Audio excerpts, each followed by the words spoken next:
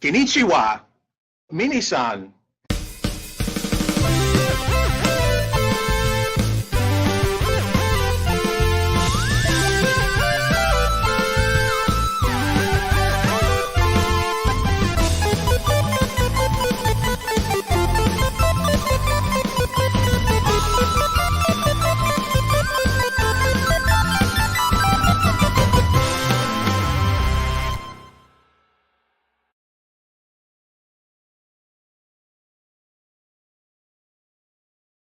Hello and welcome to Famicast 265, your Famicast for the latter part of March 2024. I'm your host, Danny Bivens, and today I'm joined, as always, by Mr. Cat Drugs himself, Ty. It's me, your boy. That's it. How you been doing, dude? Good. I like playing the video games around the clock, just clicking stuff while playing another game. Play two games at once. Achievements. I get it. Yep. And we're also joined again by JC. What's going on, man? Hey. Welcome to the Famicast where nothing could possibly go wrong. Exactly. I just like the way you misspoke when you introduced Ty. What did you say? As always? Did I say that? I don't know. It's great. No, I like it. It's good. Kind of like mush mouth sometimes. It's weird. I don't know what's going on. I'm starting a new Iron Man streak, 3 in a row. Yeah, there it is. That's right. What combo is that, Ty? Super? A super. Yeah, that's 4 hits. Okay. There you go. There it is. I made me for a super. Super, hyper, brutal. Lemonade is in the chat with a hello. And James back again. Yeah, there you go, man. I don't know. We don't know. Good luck to him. One thing that we missed saying, or maybe I forgot about saying completely during the last episode, is we hit our, 13th anniversary on March 11th. Yeah, March 11th, 2011. Happy birthday to us. They will live in infamy for a lot of other reasons than the Famicast, but that is the day that the first episode of the show ever went out. And that's right. Danny said it wouldn't last a year. I was like, come on, mate. It's just the first episode. I did. At least wait till like 10 episodes before you start saying shit like that. Right. I absolutely said that. Yes. 13 years later. Yes. Proved him wrong. In your face. Yeah, in my face. We got another person in the live chat as well. This is Mr. P Scorpio. And good afternoon, gentlemen. Hope you're all well. It's been a while since I've tuned in. Miss listening to your Nintendo knowledge. And you haven't aged a bit. Wow, thank you. He's missed listening to my Nintendo knowledge. Yeah, I missed a few episodes. Yeah, but I'm back. Don't worry about it. Exactly. Well, we do have a pretty packed, exciting show for you guys today. A lot of cool games to talk about, some updates on some old favorites, some new, completely new games to talk about as well. A really cool, kind of a little bit older game, but really cool one that we're going to talk about here too.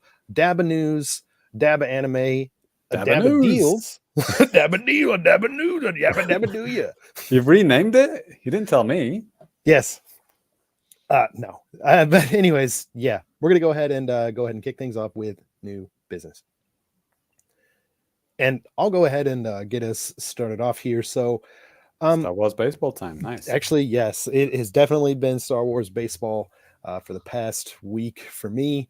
Of course, there was an early access period for MLB The Show that started last Friday. I played that quite a bit. Got all my thoughts out there already in a review. So if that's something that you want to know more about what I think about it, or just generally how the Switch version performs, modes, any of that type of stuff, check out the review here on YouTube. Check out the review on the Famicast.com. You can get a lot more information about the baseball that way. I'm still kind of playing the game, but yeah, I'm also playing a couple of other things too, which the first of which, James mentioned Star Wars baseball, Star Wars, a new, quote unquote, new remake of a Star Wars game came out last week too. That was on March 14th. And this is Star Wars Battlefront Classic Collection. And I'm going to throw up some video footage here too. So, yeah, basically in the mid 2000s, LucasArts teamed up with EA and they started, I'm pretty sure it was EA at the time. No, shit, different studio. Anyways, okay, kind of get my thoughts straight here for a second. Also get this video up on the screen. But here we are. Okay. Yeah, sorry. So Star Wars Battlefront Collection came out like on PlayStation 2.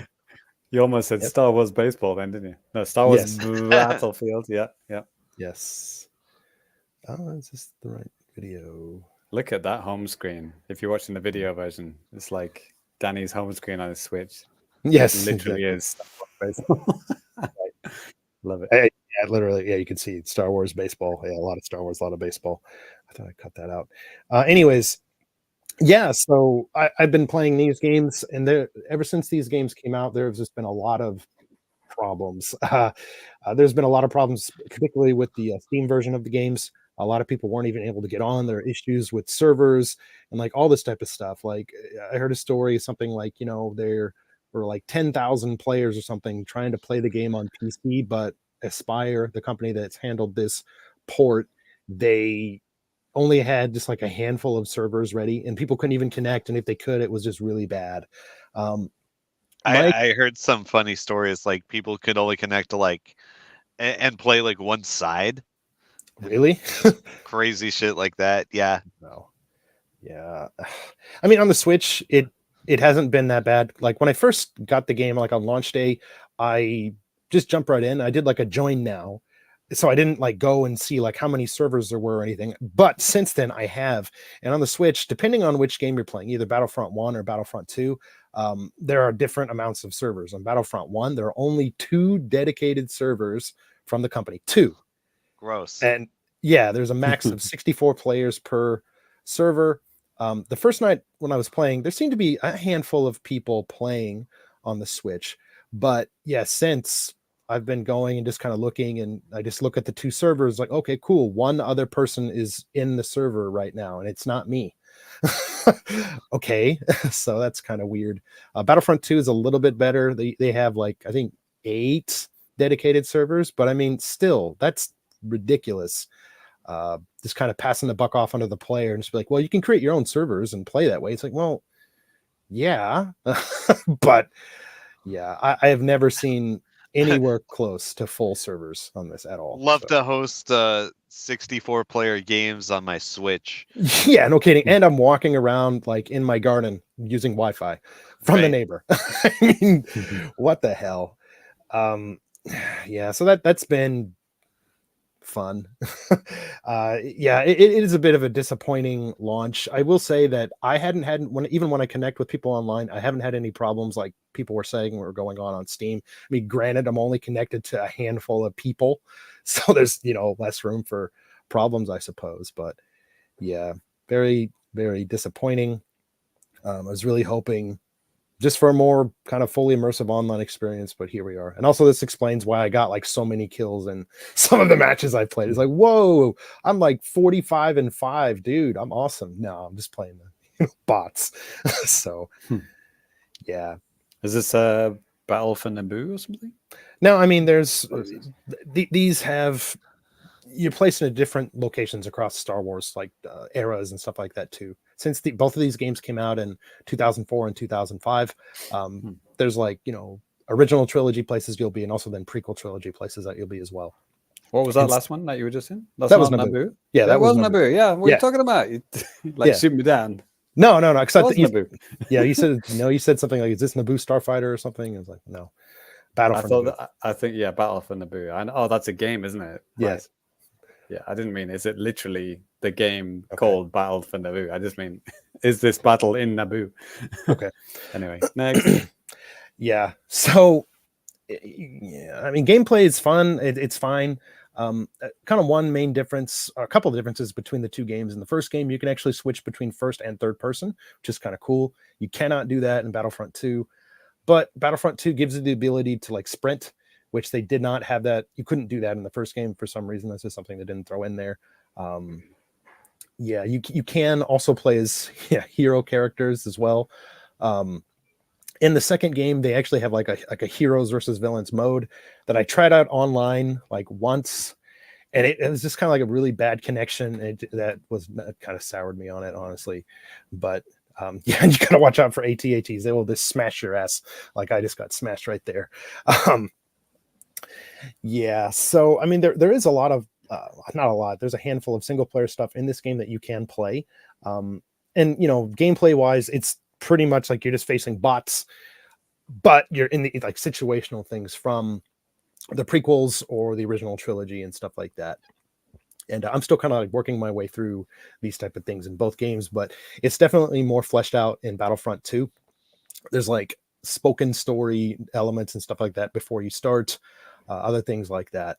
I will say some of they do have movie clips, but you could kind of see like whatever software or whatever that Aspire did to up-res this stuff to HD, at least 1080p from standard definition, to what this is right now. It anytime the video moves, it's always kind of like this, it has these weird artifacting things and stuff like that. But when it's still or not a lot of movement, it's fine. And right now on the screen, if you're watching the video version, when it's a screenshot, it's fine. Kind of, it's like, wow, that looks really good. Oh, they're moving now. I'll kind of scrub it back here just for a second, but you can see like servers and stuff like that and how empty they are in Battlefront 2. So yeah, kind of again disappointing with the players and stuff like that. But is this crossplay? No, it's not. Oh. Yeah, so that's another misstep. Like the thing with Aspire, these guys, they did do a lot of good work on some single player games, especially like Star Wars and a couple of other series and stuff like that. Like they remade or kind of like remastered Knights of the Old Republic, which I thought that was their work there was really good. But then they did Knights of the Old Republic 2, and there was some kind of like a game breaking bug that at one point they said, yeah, we're working on patching this out. And then they just went silent about it and didn't say anything else. So like, I don't know what the hell's going on with this company, but yeah. But yeah, then like I said, you can play as some hero characters too, which is kind of fun. But yeah, really disappointing release. I was really hoping for a lot more. I'm beginning to lose faith in this developer, as it seemed like they're just doing bad things, and there's just like they needed more time with this, and they just didn't take their time for whatever reason. Damn. Yeah. Anyways, Ty, did you play Battlefront back in the day? Any interest in this at all back then, or? Nope. Okay. Big James, no. I know you didn't have like well, you could have played this on PC back then, I think, but. No, I did play a whole bunch of Star Wars games on my PC. Jedi, do you know Jedi Knight series, Danny? Yep. Yeah. Jedi Knight 1 and 2. Nice. Yeah, there's a whole bunch of Jedi because I like those because you could actually wield a lightsaber and like deflect bolts and stuff like that. Yeah, it looked really good and the combat was really good, and it worked well with mouse and keyboard. Because I didn't have a very good game controller for my PC, sure. So had to be good with a mouse and keyboard. Right. And I'm just trying to think if there's anything else. I didn't play any of the flight simulators actually on PC. Now I think about it, it was all like action stuff. Yeah, and I did play Knights of the Old Republic.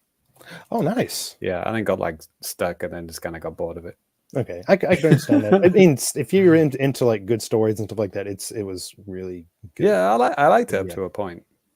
There can be some places where you might maybe get caught up, and it looks like Boogie44 has a question. I told him just go ahead and him or her just go ahead and throw it out there. Whenever as soon as you do, we'll take a look at it.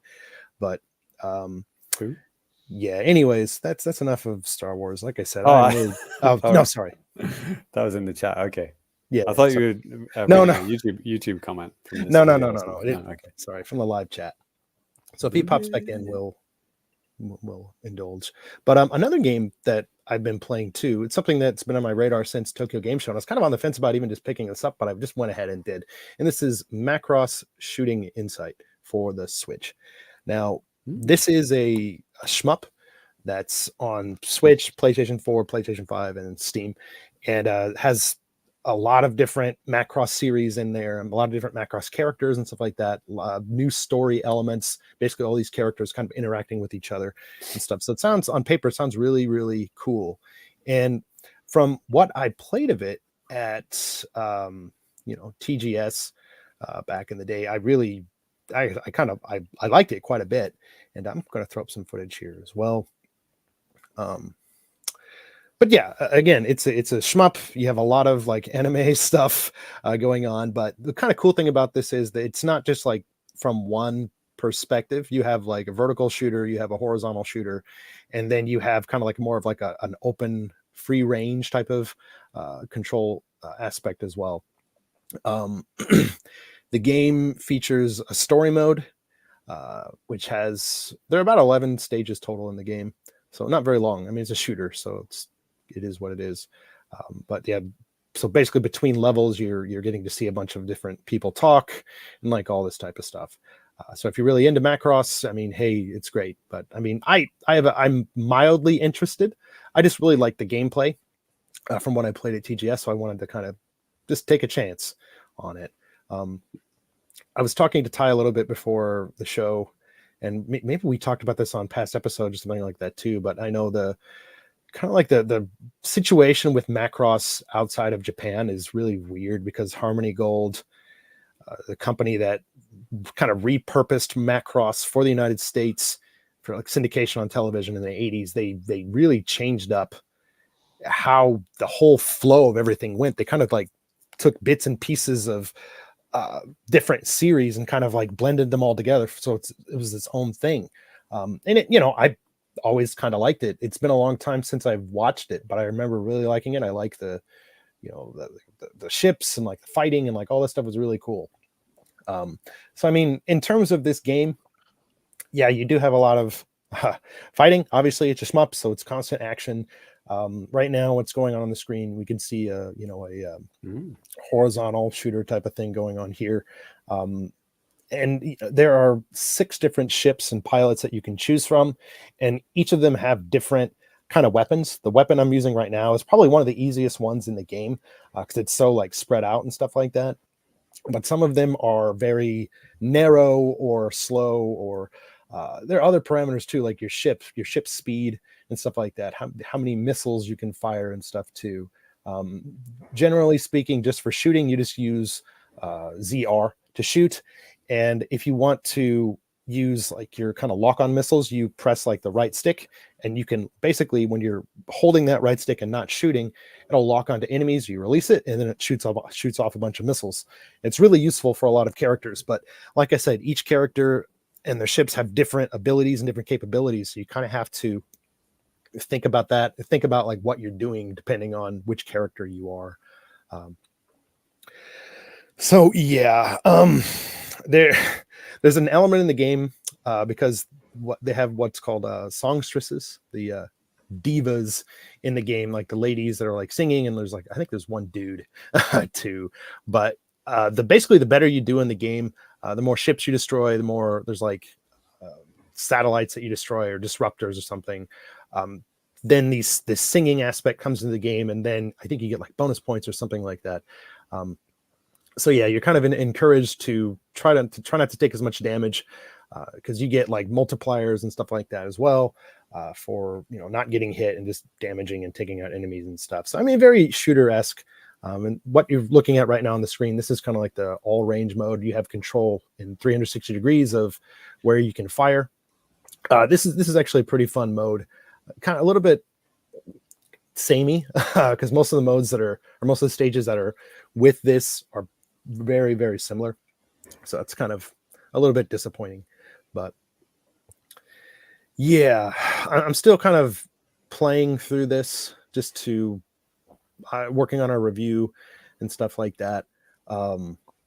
Yeah, and Lemonade brought up a good point. This is the waifu shmup. It's like, yes, that is right. That's exactly what this is. Yeah, I do like the gameplay. Sometimes some of the characters are really slow, and that can be kind of annoying. There is like a dodge element that you have, but it's more like a sidestep, and it's kind of slow, and sometimes not too useful. Sometimes you have to use it if there's like a wall of like fire coming at you, and there's either you just get hit or you can dodge through it. But that kind of leaves you vulnerable for a very brief amount of time. So you kind of watch where you're going to be doing that sidestep into, or that that barrel roll or whatever. So Yeah. Cool. But yeah, That's cool though. yeah, it's a cool looking game. It's sometimes I think it can be a little bit busy with the backgrounds, because sometimes you can't tell, like, okay, is that thing in the background going to come and get me, or am I good? Most of the times you're good. You just have to worry about the fire and the little ships like moving right in the, basically the foreground. Is there an option to like set the contrast to the backgrounds? Because some games like this have that. I'd have to check. I'm not sure. Yeah. I'm not sure. All right. Might be handy if such a thing exists. Yeah. Outside of the story mode, there is just a regular arcade mode that you can only access after you beat the story mode once with one character, which is like, okay, why? And then there's other stuff too. There's a boss rush mode. There's also something that's not in the single player at all. It's like, because there's so much connection with these characters, you can, if you pick like Rick Hunter, like the main guy from Robotech Macross in the US, you face off against whoever the hell he faces off against. It's just like a ship, a one-on-one type of thing. It's kind of cool. It's hard, but it's cool. And one thing that they have in this game too, you have the ability to turn on auto recovery if you like. Otherwise, you just play, basically until you're dead. You're on one life, and you can see there's a health bar up there. You can take several hits before you die, depending on your character. Because, like I said, they all have different kind of attributes and stuff like that, with health, fire, speed, and stuff like that. But yeah, anyways, I mean, I'm having fun, but it's not perfect. That's for sure. And a lot of Macross fans are pissed because this isn't like a 3D Macross game, which I can understand. But boo, 2D superiority. yeah. Well, I mean, some people are like, this looks like cheap indie garbage, and it's like, well, I don't think that's a bad. take.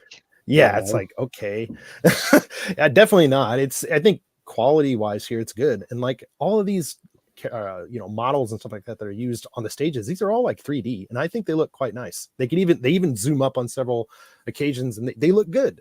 So like, I don't quite understand that. I think it's just people kind of salty because they're just not doing more with it. I can understand, wanting to, I want open world Macross or something. It's like, well, I don't know if the demand is there, because in Japan, I rarely see anything about Macross ever. Yeah, when was the last time they produced a Macross animation? Oh, man, I was trying to look this up yesterday, and I got sidetracked and didn't. But it's either 2008 or 2013.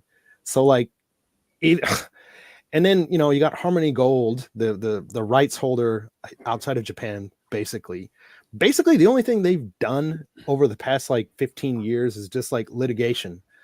Wow. And stuff. Like, seriously, it's like, what are you guys doing for Macross fans or Robotech fans around the world? Absolutely nothing. You're just getting in the way of anything happening. I was telling Ty too, and here's Rick Hunter, the one of the guys. Interestingly enough, on the if you look at the English website for Macross Shooting Insight, they removed this character from their art completely. He's gone. Another So character, weird. Minmay, from the same one, she's gone. And like, because again, Harmony Gold owns like the rights to specific characters or something like that outside of Japan. So it's a freaking mess. And I'm not going to pretend like I know everything. This is just from some research, aka checking Wikipedia last night. And it's just a freaking mess, and it's a damn shame, because there are a lot of people out there that want to be able to play stuff like this, want to be able to watch freaking Macross. Yeah, interestingly enough, something popped up on my news feed, like on Google News, about Macross, probably because I was searching for shit or whatever. But I guess Macross is coming to Disney Plus in Japan. Like a lot of the series and stuff. So it's like, okay. I forgot what they said about, or if they said anything about it coming to in any other region. But anyways, if you're interested in more Macross, I have some clean 60 frames per second video footage up on the YouTube. Check it out. I think it looks cool. Nice. It's fun. There are limitations, but yeah. That's sick. Back in the day, one of my anime lord college friends insisted that I watch the Macross DVDs he had. Oh, nice. Okay. Or guess Robotech. It was like the US version. Right. It's called Robotech: The Macross Saga. Right. Brilliant. And I vaguely remember the story, but the extras were burned into my brain forever. Really? Okay. Like all the like 80s toy commercials and shit they had. Yeah. Like there was like a dolls and a dollhouse like marketed to girls for the like this space anime. It was so surreal. Yeah, that is weird. I'm sure those are on YouTube. Check them out. I bet. I mean, yeah, this Robotech that came out in 1984 in the US. Right. And like I said, because they're borrowing from Japanese television shows. Japanese television shows sometimes, at least in that case, I think it was weekly for episodes, but a lot of like American animation, it's like daily, like every weekday. So they were just looking to fill like a quote unquote season, and one season of a Japanese show would not do it. So they had to try to figure out a way to do it. And I think what they came up with Robotech was quite clever. And, it was very successful for Harmony Gold. But like I said, just living on these past successes, fucking 40 years ago. And here you are, like I said, literally just nothing but litigation, nothing positive, no creativity. It's just it's awful. I really hate it. But yeah, anyways. Yeah, I'm hoping to have a review out in the next couple of days. We'll see how it goes. But yeah, Star Wars baseball and Macross. There we go. Yeah, wow. I'm British. I don't think Macross ever came across the pond. Okay. I mean, I only heard of it in like gaming magazines. Okay. And yeah, there apparently were several games back in the day. I mean, there was one on the GameCube, Robotech Battle Cry. That's cool. Cell shaded. Came out on GameCube, Xbox, PS2, everything. I rebought it kind of recently. It's fun. It's really cool. Looks, because it's cell shaded. That's the way you go. Robotech was on Nintendo 64 as well, right? They were making one. Robotech Crystal Dreams is supposed to be one of those Dream Team games that just got fucking canceled. Game Tech, the game company that was making it, they only ended up releasing like some stupid golf game and something else, and they're bad. But I definitely remember that in the magazine. Yeah.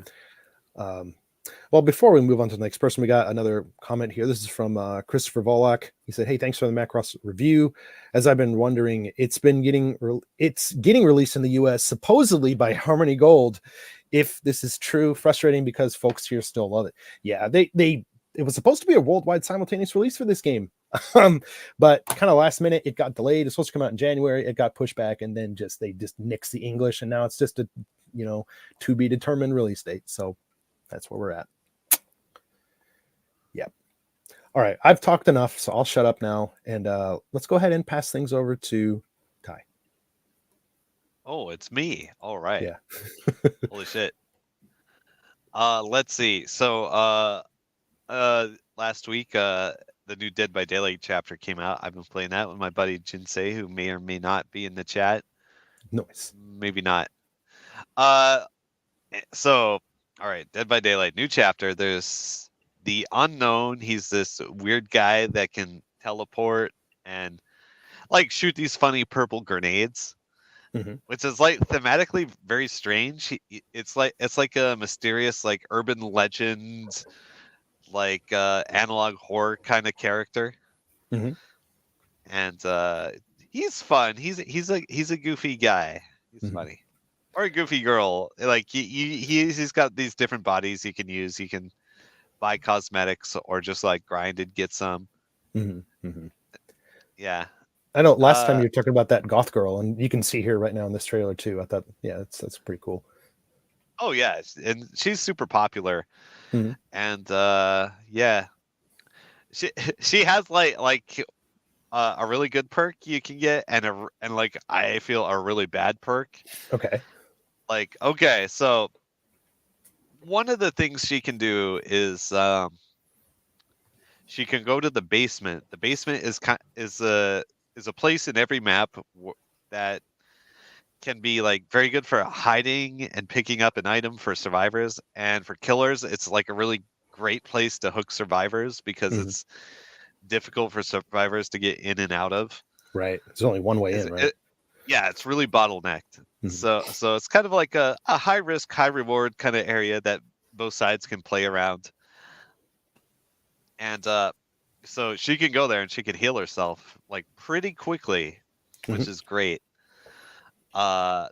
I've been getting some good mileage out of that perk. I'm surprised more people aren't using it because, like, all right, for some reason, like, America, Europe, and Asia have like different like metas for how they play the game. Like they play the game in different ways. Okay. And I gotta say, in Asia, survivor play is by far the worst. Okay, like so when Okay. I play with my buddy Jinsei, like we can decide. All right, do we want to play on American servers or Asian servers? And every fucking rando in Asia uses self-care, which is a perk that basically lets you heal yourself at like a really reduced speed. Oh, okay. And like every fucking rando survivor will like get injured and then run to the corner of the map and spend the entire match healing themselves, not accomplishing anything and eventually dying. Like they don't repair gens, they just fuck around. It's the worst. Okay, I remember you talking about this now. I was trying to remember. It's like, we, for those of you that don't know, like for our patrons, we had like a game night and we played, and Ty was basically teaching us this. It's all coming back to me now. It was a drunken mess, but I remember now. Okay. Right. Like, and like the smart thing to do is like, link up with your teammates to heal, or you just use a fucking med kit. Yeah. That you can generally squeeze 2 heals out of, and it's much faster. So usually what I was doing, or I was hoping with the new perk, since you can actually heal yourself pretty fast, that more people would be using it. And they really haven't been. I have, but I've been using other stuff too. Like since I'm playing in a duo with my buddy, we can kind of help each other out too, which is good. Sure. So I hope they'll start getting it. I hope it'll start clicking soon. Right. Let's see. So as for the killer, he's pretty fun. Like I said, he's a goofy guy. He can. All right. So another thing with him, when he moves around, he just kind of like drops copies of himself on a timer. What copies of like fit like himself, like his body? Yeah, just basically an empty husk or a decoy or whatever. It just stands there. Oh boy, oh god. Okay. Yes, and this is where the fun starts. Okay. So those just kind of come out. They cycle out on a timer. A survivor can walk up to it and disperse it, like with a command in like a couple seconds. Yeah. But the guy can teleport back to it at any time, like instantly. Okay. Which is great. And so you can start mind gaming with it. Like sometimes, like I want to set a trap, so like I'll just stand still and pretend to be like a copy, and then when they come up, like I just like whack them. Yeah. It's like he also comes with a perk that lets him like get rid of his tear radius. Okay. So like you could just stand there and there's no tear radius, so people think, oh, that's a copy, whatever. Nice. And then they run up to you and you slap them in the face with a fire axe. Nice. Like I was thinking, like that's exactly what I would do if I was good at this game. But yeah, that's awesome. It's pretty good. It's a lot of fun. I do like the new killer. Yeah, like thematically, like his weird grenade launcher dick is very odd. I think. I don't think it really fits the character, but it is good and it is fun. Like if you like to shoot grenades at guys, like okay, here's your guy. Yeah, if you're good, you can bake shot him off walls. You can like kind of bounce him under pallets and stuff. It's good. It's fun. It's a fun guy. I love him. Yep. Yeah. Oh, and one more thing I should mention. There's a special event happening now for like the next 10 days or so, where I forget what it's called, Blood Moon. Okay. So there's like an extra little side objective kind of thing in the matches where you can harvest this blood. It kind of spawns around the map. and you place it in like this receptacle, and it creates this blood circle. Okay. And if you're a survivor, if you do that, like the blood circle will make you silent. So you're hard to find. You can hide from the killer, like even if you're injured. And if you're the killer and you set up a circle, it gives you extra lunge distance. Okay. And one of the funniest YouTube videos I've seen in a minute is like a certain Dead by Daylight top player. Hens, actually, give him a follow. He was doing like how far can I make my lunge if I stack it with these different abilities and stuff. So he picked like Michael Myers, who has like some built-in kit like lunge extension with some other perks, and he did this thing where like he swung and he like fucking flies around this pickup truck like halfway around it and just like stabs the survivor right in the face. It's the funniest shit. I swear to God. It's like, usually you only get like a meter or so of lunge distance. But this guy, he got like 3 or 4 meters, just like zipping forward, like that fucking music video where the guy just slides forward. You know what I mean? Jamiroquai?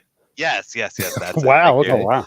It's like watching the Jamiroquai video and fast forward, just fucking Myers just zooming out. Maybe they should get Jamiroquai as a killer. Hell yeah. License that. I mean, what else is he doing these days? Yeah. Well, I mean, they'll pick up anybody for a licensed survivor these days. You got Alan Wake, you got what's his name? Nicolas Cage. Nick Cage, yeah. They're doing the Netflix approach. Just sign everybody and everything. Yeah. Yeah. It'll work eventually. Good shit. And don't forget, they brought back the Stranger Thing license, so you can get Steve and Nancy now too. Right. Okay. Yeah. Yeah. So it's good times in Dead by Daylight right now. Cool. Yeah. So maybe we'll get some of those Smurf account matches going with the viewers again. Yeah. It's something we've been talking about on our Discord a little bit too. And maybe it's something we can jam on just some regular weekend, not like a special anything, just something to do. Yeah, if you're interested, just hit up the Discord. You can access that from the website, famicast.com, under like contact us, I think. There's a link there.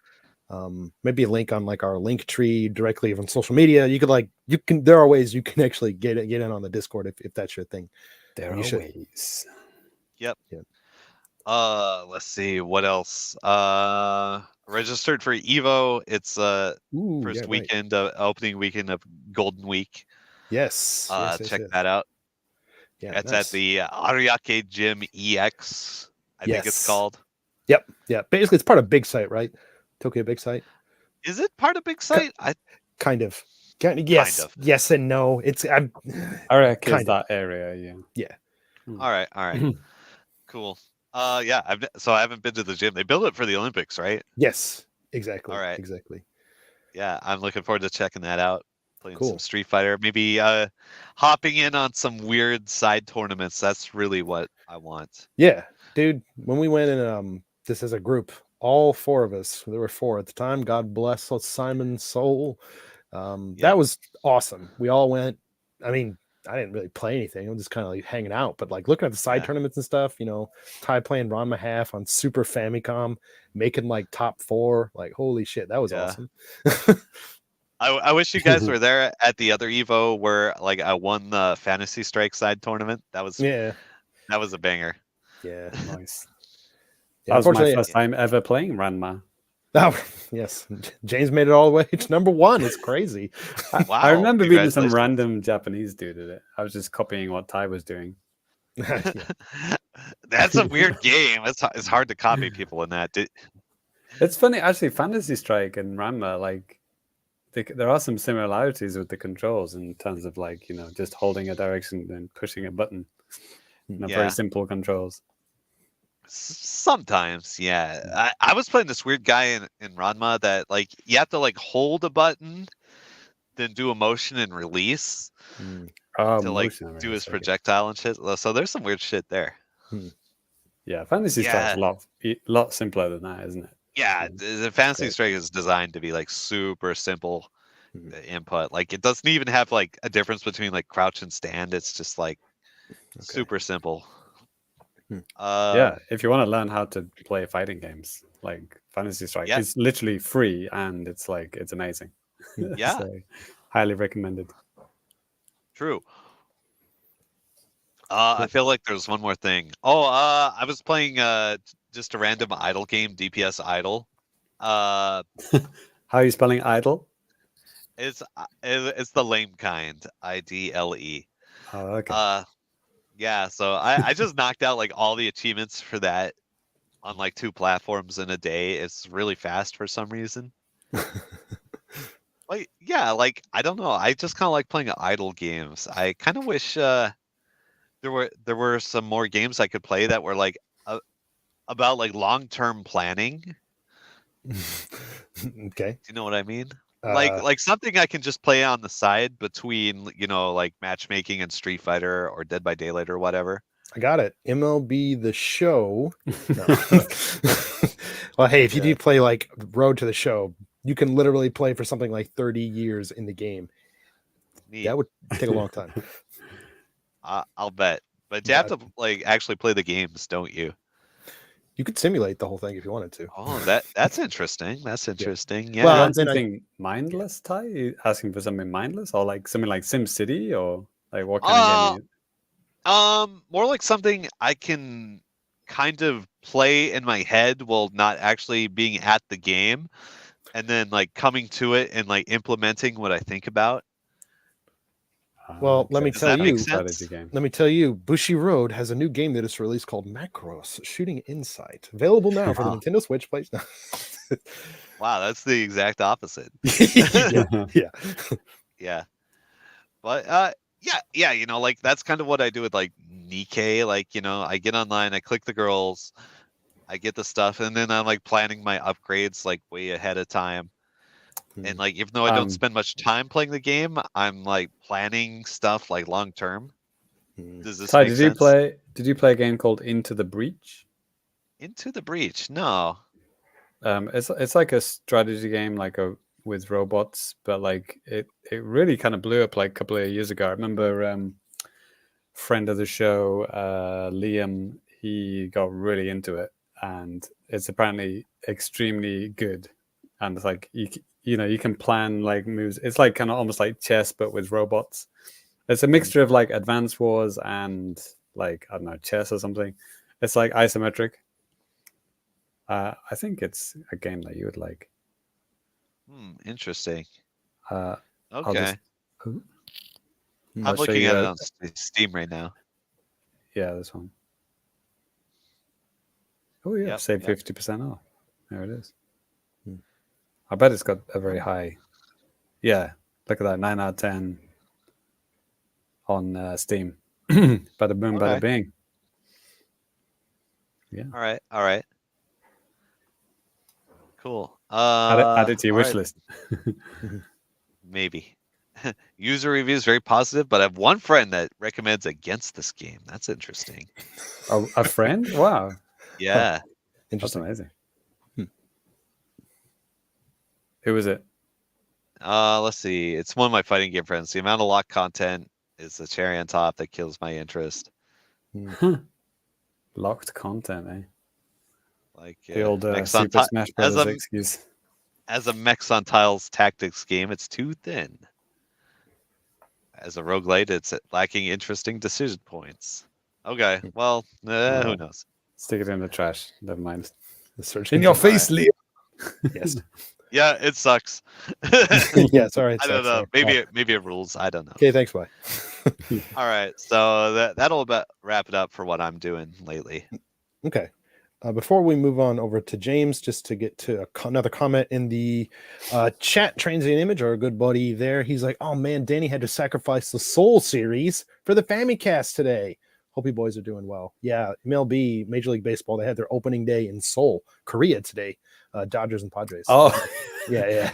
That must be confusing for the audio listeners. Right. And he was playing Dark Souls again? No. Yeah, that's what I thought. No, sorry. It's all baseball. It's all baseball stuff. So it's okay. it was fun to watch some live baseball. But anyways, So let's go ahead and pass it over to James. cool. Yeah, so I'll just continue my DLC Splatoon 3 DLC chat, because last time I talked about it, I think I said I was at like floor 27. Hadn't quite finished it. Literally the next day I finished it. got to floor 30, beat the boss.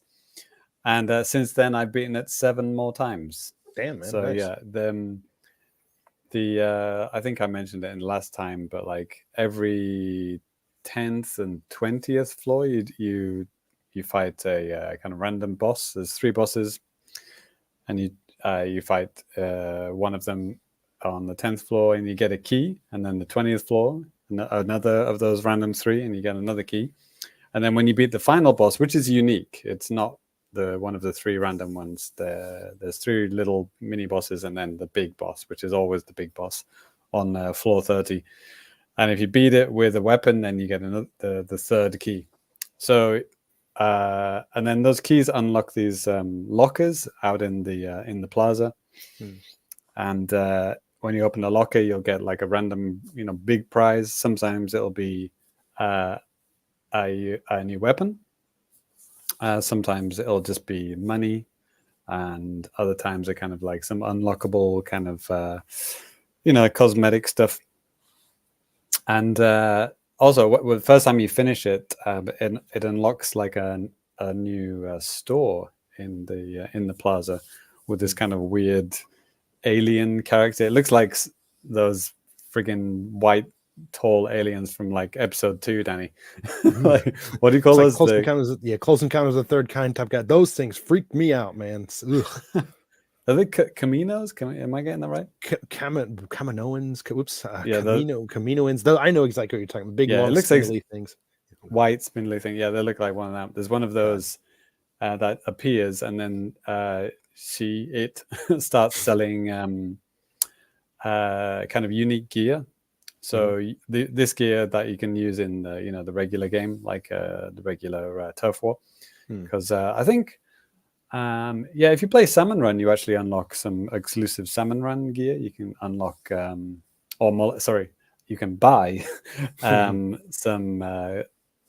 shirts and some shoes and some like hats and stuff, which you can only buy with the kind of the Salmon Run currency. It's the same kind of deal with this DLC. So this alien woman person thing has like 4 bits of gear that you can buy with the unique currency in this DLC. So you have to have the DLC to even have the possibility of buying this stuff. So it's completely locked behind the DLC. So if you don't have the DLC and you're playing just random online matches, you might see people with some costumes that you've never seen before, and they're all like kind of white and black and stuff like that. Anyway, sure. I bought like one of them. It's pretty cool. So I think it's really weird. The first weapon I beat it with, the first time I got to level floor 30, was with the minigun, which is not like one of my strongest weapons in the regular game. Like I don't really use a minigun that much, but like I just got a really nice selection of these kind of chips, in the palette that you every floor you beat, you got like a chip that you slot in, and it gives you like a buff. Right. And I just got so many good buffs. I was like, I could charge up really quickly, and it would fire longer, and it would be extremely powerful.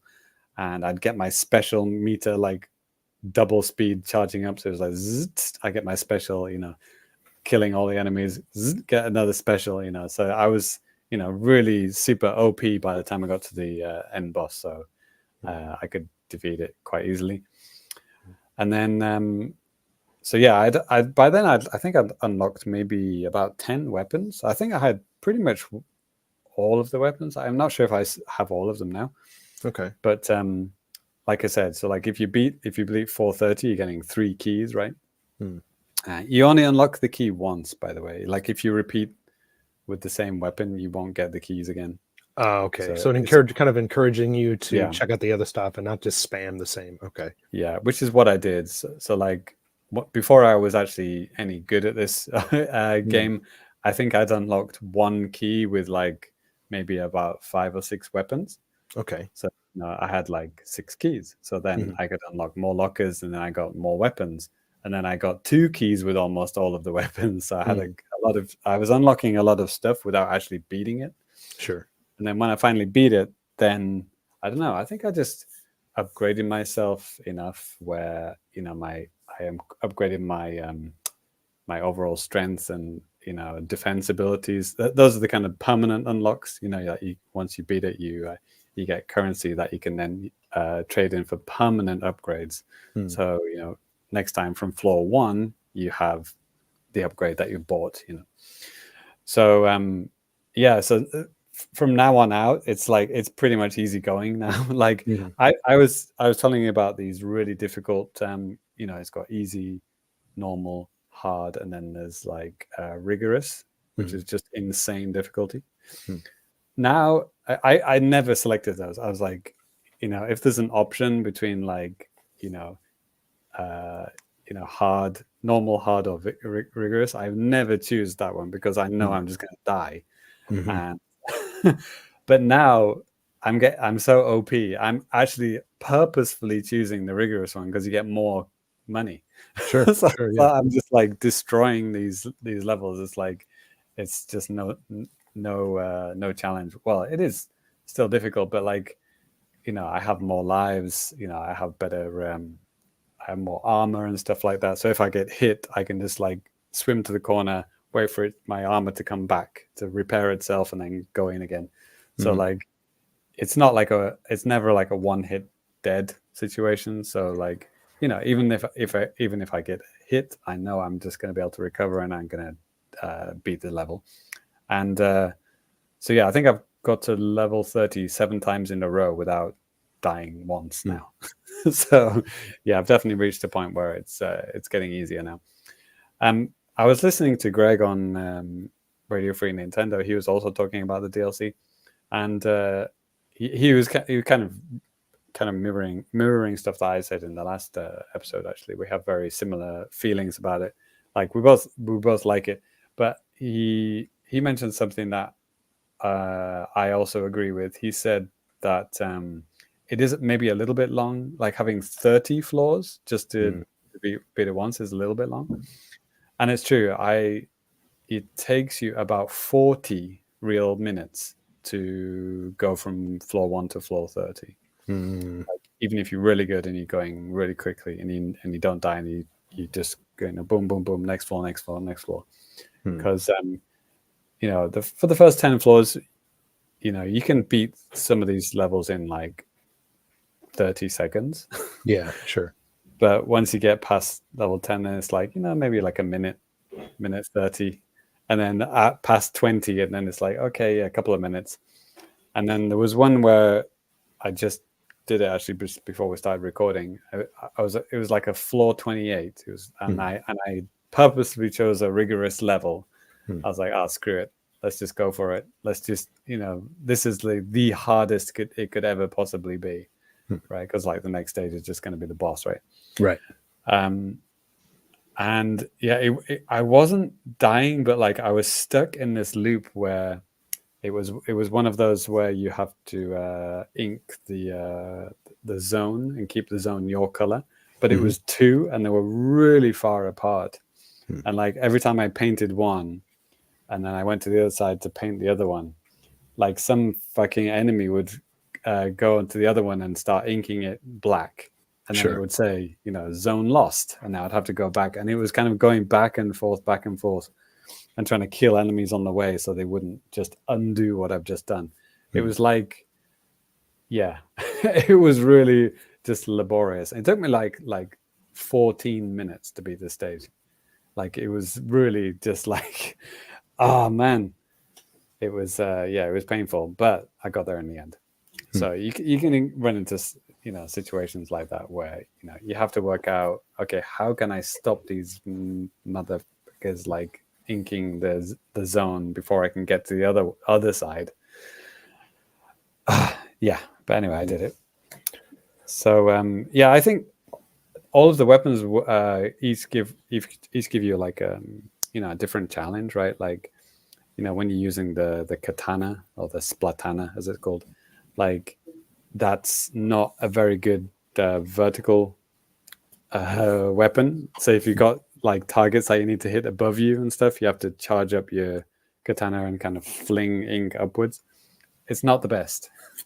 So, you have to think about positioning, like you have to get somewhere high up and like fling your ink downwards, kind of stuff like that. So it really does, make you use different tactics for each weapon. It's the same in any, Splatoon, Turf War, like, each weapon, you play in totally different ways, right? Like if you have a roller or a sniper, you're standing in different places and you're doing different things, right? And it's the same kind of thing with this. You just have to, plan what you're going to do and, execute it and not die. Right.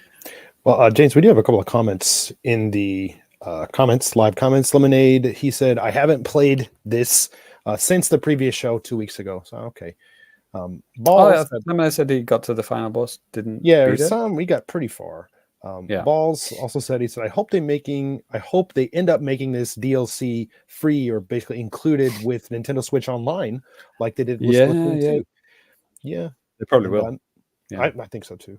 Another thing he said as well is like, yes, Splatoon 3 sounds a lot more interesting now that with this DLC, with the side order missions and stuff. Yeah, it's interesting how they when I was describing the extra gear that you can buy, I was like, wow, they've got like 3 different currencies now. No, there's more than that. There's more than 3 currencies in Splatoon 3. It's insane.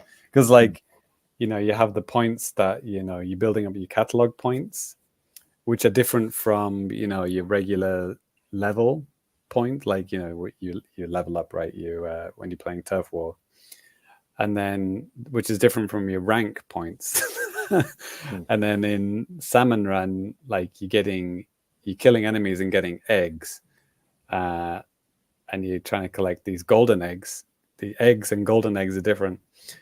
And when you beat the big bosses in Salmon Run, you get like these scales, which the scales can be like golden, silver, and bronze, and they can be exchanged for gear. And they're all different. And then in this new DLC, there's the currency you get for beating the stages, which get converted to this other currency, which it can be converted into the buying gear and stuff. So like, I don't know how many currencies I just described. Probably at least 15, I think. All right, mate. Don't need your whole financial history here. It's funny though. It really is funny. Yeah, it definitely does seem like a lot more to keep track of. That's for sure. It is completely standalone though. Like unlike the good thing about Salmon Run is like you get catalog points, which is you get whatever mode you play, you get catalog points and you get stuff. But this side or DLC, you don't get any catalog points. It is completely separate, like completely off to the side. It's like its own game kind of thing. It's completely unique game mode. So I think I've so I have 7. I forgot to say, once you beat it with the weapon, you get the weapon. You keep the weapon, so you can actually use those weapons in regular Turf War. So like. You'll see people like with these kind of white and black weapons. I think they have the word order in it. Okay. I think it's like the order Julies or the order Splatling or whatever. So yeah, if it has order in it, that's what it's from the DLC. Okay. So yeah, I've got like about 7 of these order weapons now, which is fantastic. So yeah, I'm gonna keep going until I've got every weapon and I've completed it with every weapon. So I've got like maybe about 4 or 5 more weapons to go. Gene's really order replica. Order replica. Yeah, I think that's one of them. Yeah, you're right. Unless that was a joke that just backfired. It's like, no, that is actually one of them. What it's called. So I probably won't talk about that DLC anymore. Okay. But the other game that I've been playing, I got it thanks to Deku Deals, and we are going to do the Fukubukuro today. So yeah, stay tuned for cheap games at good prices. I mean, good games at cheap prices. What? So the one that I got from Deku Deal has been on my wish list for a while. Is Burnout Paradise. So like, I always get these emails like when it goes on sale. It says like, oh yeah, Burnout Paradise is down to 1,900 yen. I'm like, oh, that's good. That's good. I mean, it's down from whatever 4,000 yen, the full price, like $40, right? But then I got an email the other week, and it was like, Burnout Paradise is 600 yen. I was like, oh fucking hell, let's go. Yeah. You can't say no to get this it. 600 yen. It's like that's a lot of game for 600 yen. And I've known about this game for so long. Like, this gives me that nostalgia for like old podcasts. Like, I don't know when. I should have looked this up. This was like PS3 era, but yeah, like this is like 360, right? Like PS3, 360, yeah. What year? Could somebody just quickly look out when the first version of this came out? Like, the OG version of Burnout Paradise. Because I remember listening to podcasts like One Up Show and stuff like that. Like, I really liked the One Up Show. Like, 2008, by the way. 2008, yeah. So like, I'd only been in Japan for a while, like just a few years, and so it was like, I was listening to like IGN's what was it called, Game Scoop, and the One Up Show and stuff like that. All of those kind of golden era podcasts at the time, and every single one of them, every single person on every single podcast I was listening to was talking about this game. And just when you thought they'd stop talking about it, they would say like, oh my god, there's new DLC for Burnout Paradise just come out.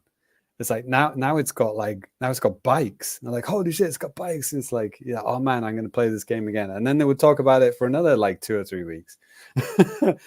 And then it would go several months again, and then it would be like, oh yeah, they added the Ghostbusters car, or like a car that looks very much like the Ghostbusters car, and the Back to the Future car.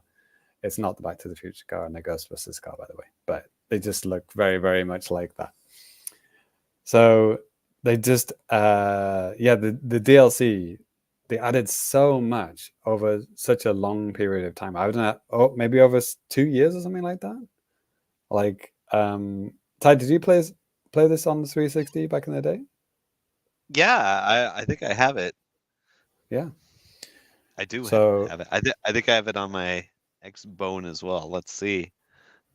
So it was one of those games that kind of kept on getting better and better, like just adding more and more DLC. And I think most of it was free, or like a lot of the DLC was free, or some of it was paid. I can't remember.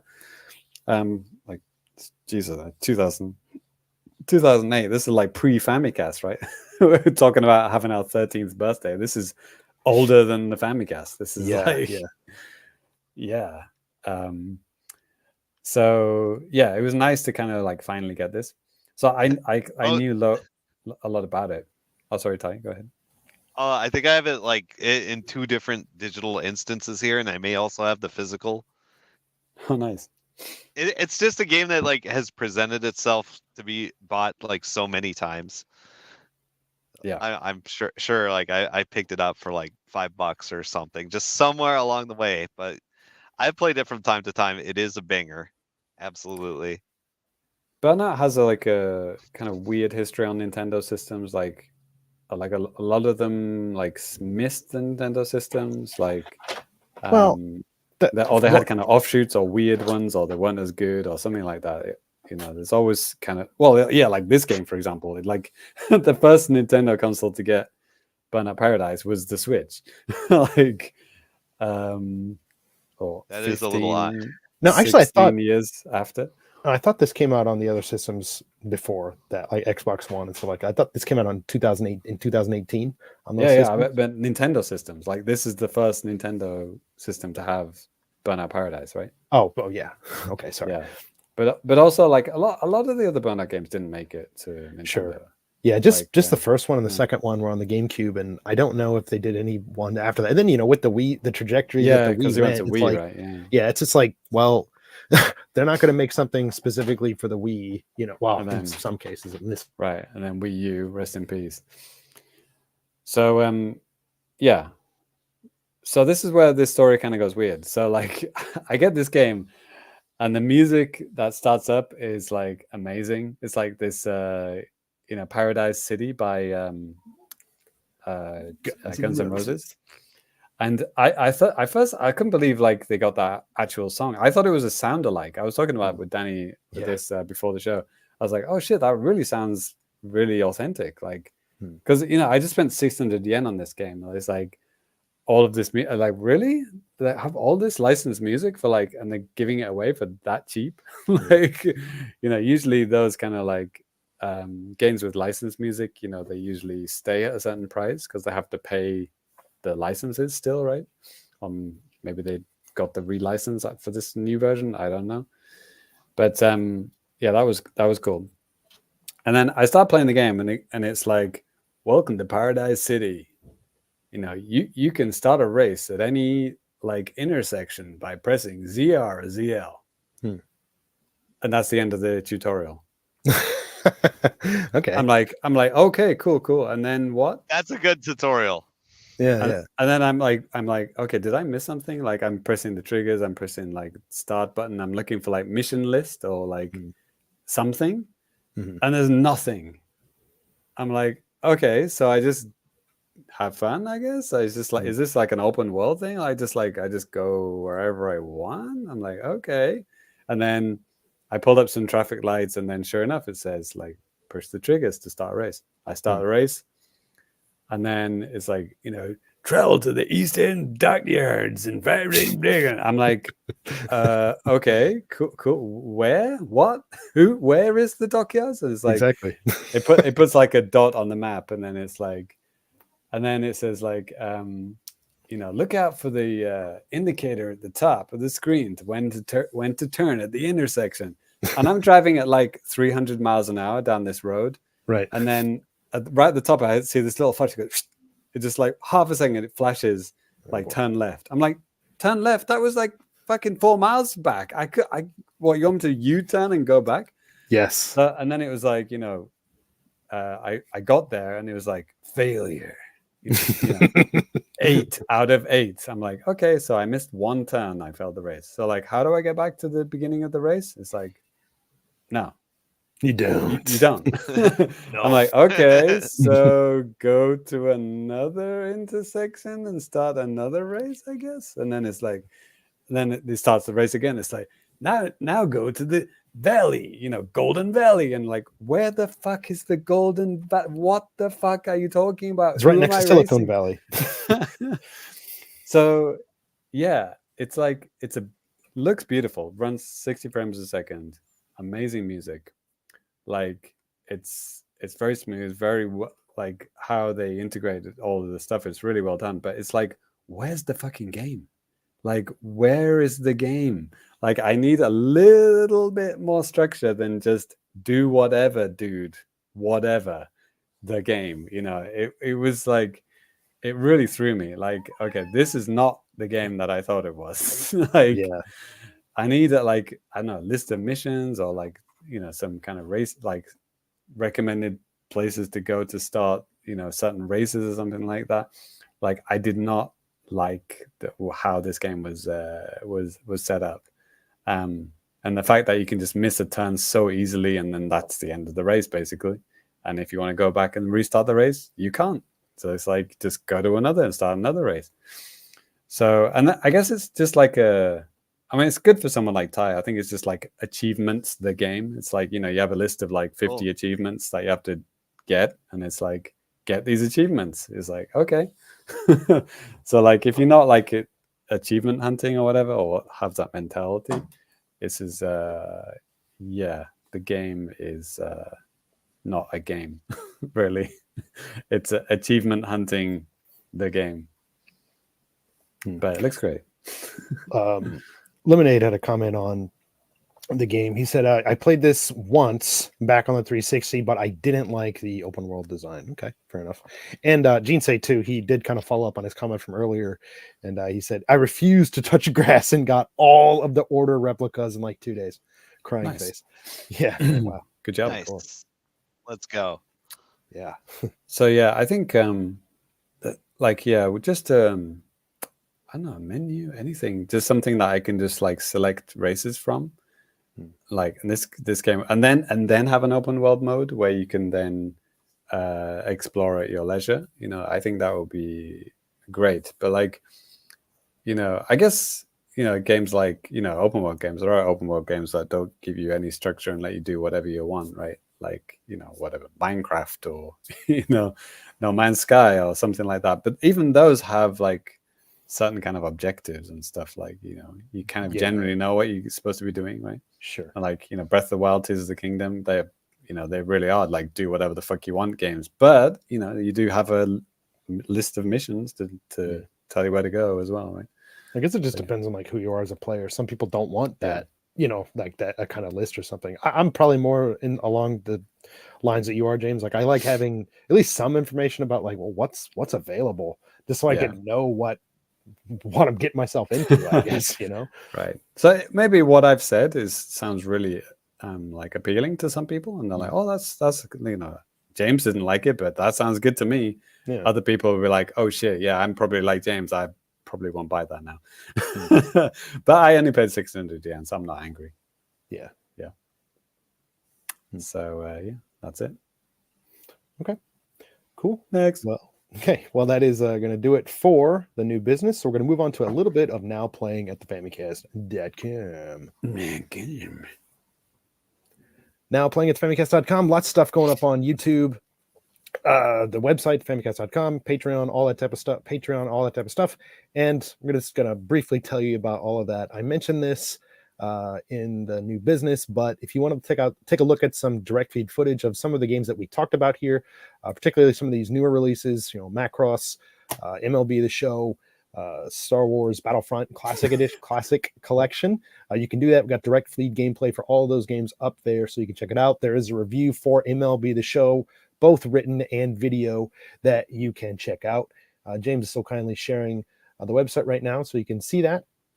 Of course, we have our weekly article, the Famikatsu, as well, covering the top 10 most popular articles on Famitsu.com. You can check that out.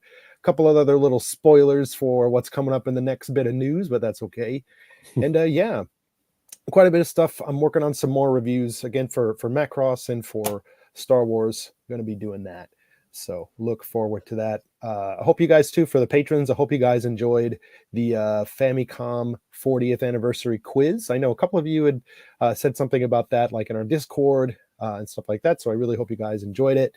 There is a score sheet, so if you want to keep track of like what your score was, you can do that. You don't have to, but yeah. And if you wanted to join our Discord, go to the website, go under contact. We have a link right there that'll just take you right straight to the Discord if you want to get in on joining us there. Yeah. Cool. So all of this and more at the Famicast. That's right. All right, boys. Today I'll pass this over to Ty, and then we need to get a confirmation from James. But Ty, what's coming up next? I heard it's the news. The news? Wait, James.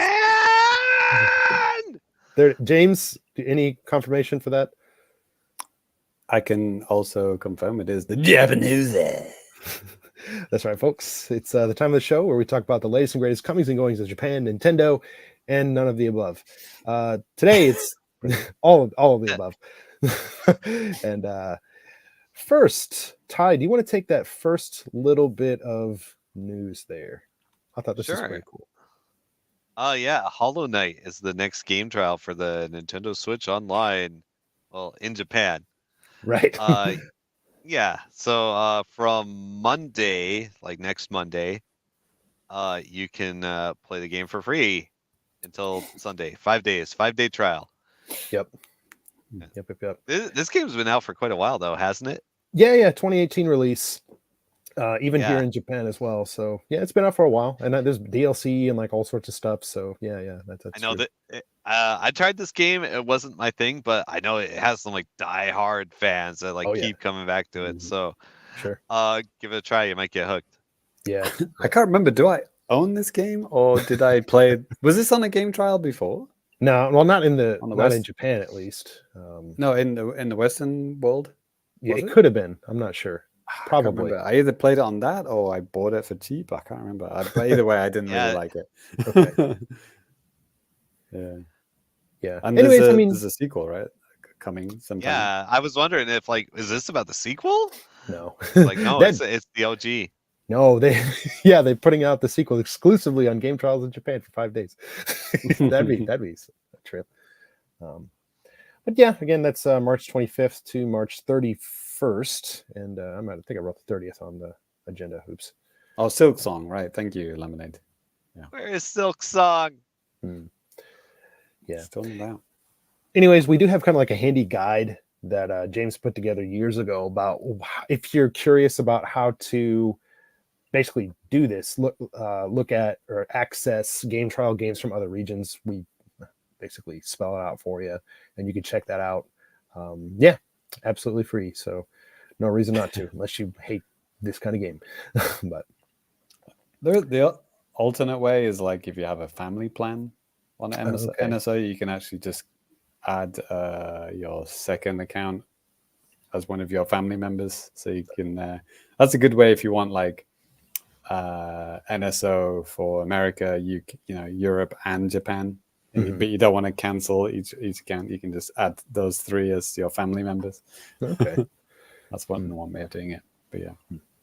But it's a little bit different from the regular one, isn't it, Danny? Like if you just want to download the Famicom app, that's easy. Like anybody could do that, right? But these game trials are different. Like because you have to have a, what do you call it? The online pass, right? Yeah. A My Nintendo account.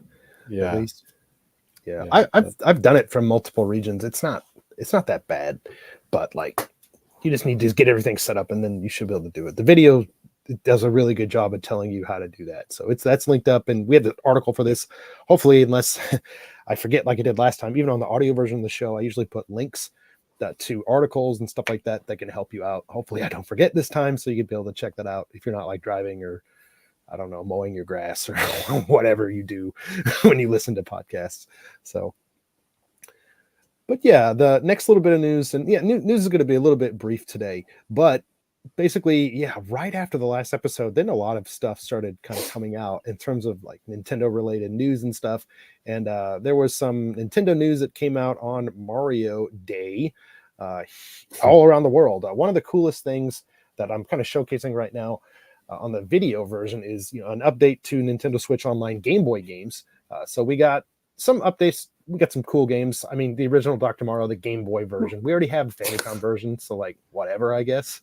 But hey, if you're into the color scheme, I guess like here you go. But I like the green colored tablets. yes, they probably have Super Game Boy too. But the other cool things that were here too are the Camelot Mario sports games, Mario Golf and Mario Tennis. I haven't really played much of Mario Golf, but I played a lot of tennis on 3DS because it came out of the Virtual Console there, probably 10 years ago. That game is a freaking banger, man. Like, it's awesome. It's like no nonsense type of tennis too, and like sports as opposed to like what a lot of Nintendo sports stuff is now. There's a story mode and stuff in the game too, which is pretty cool. It is great gameplay. It's awesome. If you like, that type of sport game, these things are supposed to be like golf. Like I said, can't really speak on that very much. Tennis is awesome, but these are the games that cause Nintendo fans to complain for the next 3 decades about future sports games not having an RPG mode. Right. But instead, let's just add more goofy bullshit that makes I really don't like a lot of Nintendo sports things that are like they add a bunch of goofy power-ups and stuff like that. I really don't like that stuff. Oh, they added a story mode to was it Mario Aces? Oh, but it was like just to follow the line. It's like next stage, it wasn't like a proper RPG. Yeah. But I remember pre-release they were really hyping it up. It's like, oh yeah, RPG mode's coming back, yo! It's coming back. I totally forgot all about that too until you said that. God, I'm just getting disappointed all over again, man. Well, I think that was because that was one of the first NSO what do you call it? Game trials. Yep. Yeah. Like in what? I remember yeah, the first one in Japan was I think Captain Toad, and at the same time it was Mario Kart or Mario Tennis Aces elsewhere. And yeah, Don't you mean Ace? well, excuse me. Too many Grammatical slip-up. S's. Get that plurals. Singular. Get those plurals Sorry. out of here. Come on. I love Luigi Mansion 3. There you go. Oh, do you know what Ghostbusters, the new Ghostbusters movie is called in Japan? Ghostbuster. Uh-oh. Well, yeah. Just the one. Well, oh man, there's a really annoying... I saw the poster today too, dude. Like I was at the movie theater. I saw the new Dune today. Great, by the way. Oh, you saw the movie? Yeah, I watched Dune this morning. That was Nice. awesome. Really looking forward to that. Well, the English one's called Frozen Empire. Okay. Ghostbusters is like Afterlife sequel, Oh. but it's not called Frozen Empire in Japan. It's called Frozen Summer. Oh boy. Okay. That's the next Donkey Kong game. Can't wait. Tropical Freeze, Frozen Summer coming. Summer 2026. That's right. Could be. There's also a song that they made for that, like a J-pop song. Mm-hmm. Mm-hmm. And because you were saying about Ghostbuster, but Mm-hmm. in that song, oh man, I've forgotten that band name. Anyway, I don't care about Japanese music, but they it's kind of like a remix of the Ghostbusters theme song, but sung in Japanese. And all throughout the song, they're going Ghostbuster, Ghostbuster. Yeah. Well, I mean, that's probably how it, singular. yeah, that's probably how it was originally translated to. It's like getting real. So it's like I get it. There's like, they set a precedent for that back, whenever the original came out and stuff. It's kind of funny to poke fun at. Well, no, the new movie is called Ghostbusters. Oh, okay. It is. It's just I'm just talking about this theme song. Okay, that's weird. Okay, there's no excuse then. Anyways, with the Mario Atarashi Gakko. Have you heard those girls? Yeah. Yeah, okay. Yeah, it's they perform the theme song for the Japanese movie, and they say Ghostbuster. Okay. Well, getting back to the Mario, thank you. Getting back to the Mario Day releases, announcements and stuff like that. Yeah, of course there was these Nintendo Switch Online games, the Game Boy ones. We got a release date for Paper Mario: The Thousand-Year Door remake. That's coming out in May 23rd. Then we got an announcement for the release date of Luigi Mansion 2 HD, which is coming June 27th. Yes, and then we got Miyamoto was on the screen with a guy from Illumination Studios saying that, hey, new Super Mario Brothers, maybe a sequel to the Super Mario Brothers movie is coming on April 3rd, 2026. They're working on that right now. So I thought that, pretty cool stuff. But then I was thinking, like, with the games, like, whoa, those last two big games were like the last two big games from Nintendo for the rest of this year that we know about. So that kind of got me thinking, and I think a lot of guys in the Discord and stuff like that too, like, well, what the hell does this mean for the rest of the year for Nintendo? Like, what could possibly be coming? And James was in on the chat and stuff like that too. Ty was he probably saw them, saw maybe our chatting about the stuff. And initially I kind of was like, oh my god, to Switch 2? No. And then Lemonade's like, yo, you're an idiot. That's not gonna happen until next year. Like, yeah, you're right. But yeah, I mean, James, realistically speaking, what are some games that you think that would be coming from Nintendo this calendar year on the Switch? Remakes. Yeah. Mm-hmm. Lots of remakes. So I think it's tricky, isn't it? Like, because the Metroid Prime trilogy was rumored for so long, right? But then it actually just turned out it was the first one, which they did a really good job of, right? I didn't actually buy it, but I don't think any of us did we? I did. Oh, you got the remake? Yeah. Great opening 45 minutes, I'll tell you. I bet. But like, there are 3 games in that trilogy before the the fourth one, which is apparently coming out sometime in 20X. So it's tricky, isn't it? Like, would you release the second one in the original Switch, like, and then the third one, and then release the fourth one? Like, it seems like the timing of it is just so wrong now. It's all kind of messed up. Like that remake should have come out like early Switch, and then released the 3 original ones, like, you know, throughout the Switch's life, and then Metroid Prime 4 comes out on the successor console. Right. But instead, it's all kind of messed up. So I don't think, we're going to get any of those games on Switch. I don't think. Maybe they're just going to release them all on the next console. Who knows? So it's always like at the end of the console's life, it's usually Kirby, isn't it? So have they really re-released all the Kirby games? Like, there's been a surprising amount of Kirby games over this for the Switch generation. So it's like, one just came out last year, right? And then there was that full, the 3D one that came out the year before. So it seems like they've Kirby'd almost as much as they could. Like they've covered every type of Kirby game that you could mainline Kirby game that you could possibly do. It would just seem like superfluous to do any more Kirby, honestly, at this point, I think. And then all 3 Luigi's Mansion games will be on the console. Well, right? not the first one. Oh, the first one isn't. Oh, that's on 3DS. 3DS. Yep. What the hell? Wow. Weird That's choice weird. when they did that. It was like a 2018 release. 2018, I think. I mean, I get it. They probably started development and they're like, well, if the Switch doesn't take off, we need to have a backup plan. And guess. RPGs. I mean, we just had Mario RPG, Super Nintendo remake, and then there's the 1,000-Year Doors coming. Yep. So that's all done. The next 3D Mario is obviously going to be saved for the next console, right? Yeah. The new Mario Kart. They were talking about Mario Kart X. Like the next Mario Kart game. What they could do for the new console. It's got to be a Smash Brothers type thing, right? Where they invite characters from all the games into Mario Kart, right? It's got to be that. That'd be cool. Yeah. All of my ideas are just like for the next console. It's like, I can't really think of any games that I would really want on original Switch.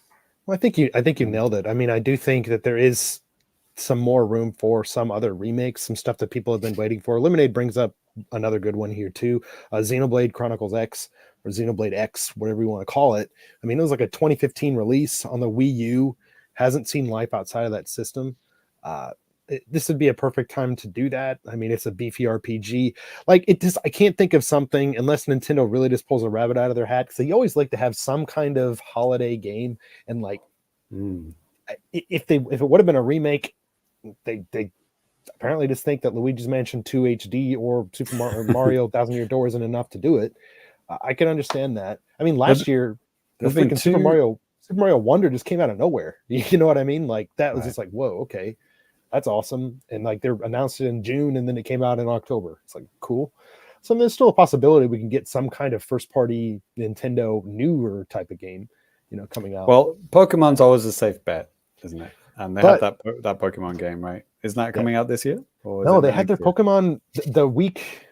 It might have been the week before the last episode. They had their Pokemon Direct or what? That ZA thing, is that coming out next year? Yeah, next year. Next year, okay. And that's a sequel to Pokemon Legends, which is great. But they didn't say anything about a mainline Pokemon, and that would have been the place to do it. So it's like, I don't understand. If you had something that you're going to release this year, why wouldn't you have said it? Up to this point, this to get people hyped. But well, I hope we get some nice, retro games like on the services. The Nintendo Switch Online services. Hope we get more Nintendo 64 games. Yeah. I don't think they could do another console. I think we've got all the consoles at this point, haven't we? That we need. Even got Mega Drive and stuff like that on there too, unless they do something crazy like PC Engine or TurboGrafx. But like at this point, right? I think the original Wii still holds the award for most consoles on one console, right? There's so many. There's so many, man. Ty's like, my PC's got every console. Right. but I mean, like officially, like right. They had like Commodore 64 on Wii. Yeah. It was like insane how many they had. It was crazy. Actually, honestly, baby, let's go. Honestly, a trick that I do to get myself to sleep at night sometimes, I start thinking, okay, what games did Konami release on the Wii Virtual Console Arcade? Seriously, I started thinking about it, and then that's like my way to try to get sleepy at night. I'm dead fucking serious. It's working on me. Yeah. But anyways, like, yeah, I think maybe some remakes or something like that, or something that we can probably get. Maybe we'll finally get, Wind Waker HD and Twilight Stunt Princess Race HD. FX, baby. Stunt Race 3. Punch Out. We don't have any Punch Out games. And how many True. those for years? Yeah. Right. It was that when that came out on the Wii, that was really surprising. Like, say what you will about the Wii, it did get some really cool games. Yeah, and some of the games that they got that were cool, at least like with the ideas. Sometimes like, okay, let's add some kind of weird motion or blow into a microphone thing or something stupid. um, at least like with the Switch era, there's not as many gimmicks. I can't think of too many gimmicky ass Nintendo games first party that are outside of stuff that came out around launch. But I mean, they remade Another Code. yeah, They're remaking Endless Ocean. Yeah. Like, I mean, there are games which I felt they wouldn't remake, and they are remaking it. So, like, I think I'm fresh out of ideas, and so Nintendo is also fresh out of ideas at this point. I hope not. Yeah, it'll be interesting, and I am glad that some of these other things like that exist. Freaking Mario versus Donkey Kong that I talked about last month or whatever. That was fun. All sorts of cool stuff. It has been kind of like a year for a lot of smaller things and remakes. I've actually kind of appreciated that because I can actually play and complete some stuff, which is nice. Actually, if they, Super Mario RPG, the Super Nintendo remake, that was all like pre-rendered back in the day, right? Like similar to Donkey Kong Country. Kind of, yeah. And then, and the way they remade it, they did it in proper 3D and it looked beautiful. If they remade the original Donkey Kong Country trilogy, but like with proper 3D, not like pre-rendered stuff, but like kept it exactly the same, that'd be fantastic. I'd love that. Like a beautiful, clean remake of Donkey Kong Country. That'd be cool. Yeah. I like those games. 2's the best though. 3's awesome too. They're all good. Yeah. But... we don't have the first Donkey Kong Country Returns. Like, they've never remade that on a HD console. Again, that's 3DS only.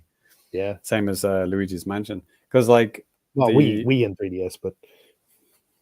Well, yeah. I mean, Ty is probably going to guess what I'm about to say. Why they need to remake Donkey Kong Country because we don't have the version without the fucking waggle, right? Yeah. Like China got a remake on the fucking Nvidia Shield or something like that without the waggle, and they got like Galaxy without the waggle. Yeah, bigly. It's great, bigly. Yeah, and then like, okay, what about the rest of the world? Can we have Donkey Kong Country Returns without the waggle, please, in HD? No. No. Wrong. So yeah, that would also be a good shout, right? Yeah. Not too much to remake. I mean, yeah. Like, it's already been remade in HD in China. China. China. Yes. Get it on Switch. Yes. Okay. All right. Well, I just wanted to at least just bring that up. It is cool that those Luigi's Mansion 2 and Paper Mario 1000 Year Door, they have release dates. I'm like James mentioned, Endless Ocean, the sequel or whatever they're doing. I'm really curious about that, and I'll probably pick that up in May when that comes out. It's right around Golden Week too, so that'll be perfect. So, all right, cool. Well, that is going to do it for the JAPANews. I'm going to go ahead and pass it over to Ty for a little bit of trash. All right, it's garbage day. Let's go. Let's do it. Garbage day. All right, so as every episode, I play a lot of online UFO catchers and snipe all the trash I can. All right, let's see. I got like 3, 4, 5 average boxes. Let's go. Okay. So and again, first like Ty said, he plays all this stuff. If you want to try some of this stuff on your own, you can do that. We have them all linked up in the description box on YouTube or the site article for the podcast. All right. And spoiler alert, there's going to be something from a new site next week. Oh boy. Or next episode. Not safe for work. Yes. All right. So first off is Molly Online. Great site. One of my favorites. This box is slightly heavy. Let's see what's cooking. Oh yeah. Damn. Wow, there's 3 things in here. Holy shit. Let's go. Oh my god, I don't remember getting this. I know what this was. This is they were running a promotion where if you won 3 things, they threw in like another thing for free. Oh, nice. You could pick the franchise though if you like Kimetsu or what else? Jujutsu Kaisen, and there's like one other thing. But anyway, they sent me this nice little Nezuko. It's cute. Nice. Let's go. Yeah. I love it. I guess she's in her box or something. Yeah, maybe. Yeah, Kimetsu, maybe I'll I love open that. it. Yeah, It's cool. What isn't there? There maybe there's like a new movie or something. Maybe they just did something. Maybe they're restarting up the anime series again to close it All out. right. Okay, let's see what's going on here. Oh yes, this week's new bunny girl. All right, any guesses? Kanye West. Yes. Yes, I got the Kanye.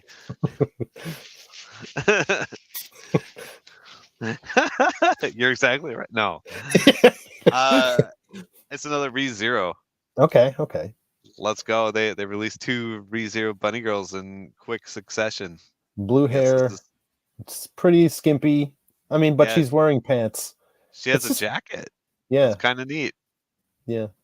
All right. Okay. Maybe I'll open this up later. Not the lewdest thing that we've ever seen on the show. That's No, for it sure. is pretty normal. It's pretty Yeah, normal. yeah. All right. Okay, this was a freebie, and it's also an extra of something I've gotten before. Of the best character in My Hero Academia. Okay. Yep. That's right. It's the funny frog. Okay. She's a Yeah, frog I don't girl. remember. Yeah, what does it say her name somewhere on there?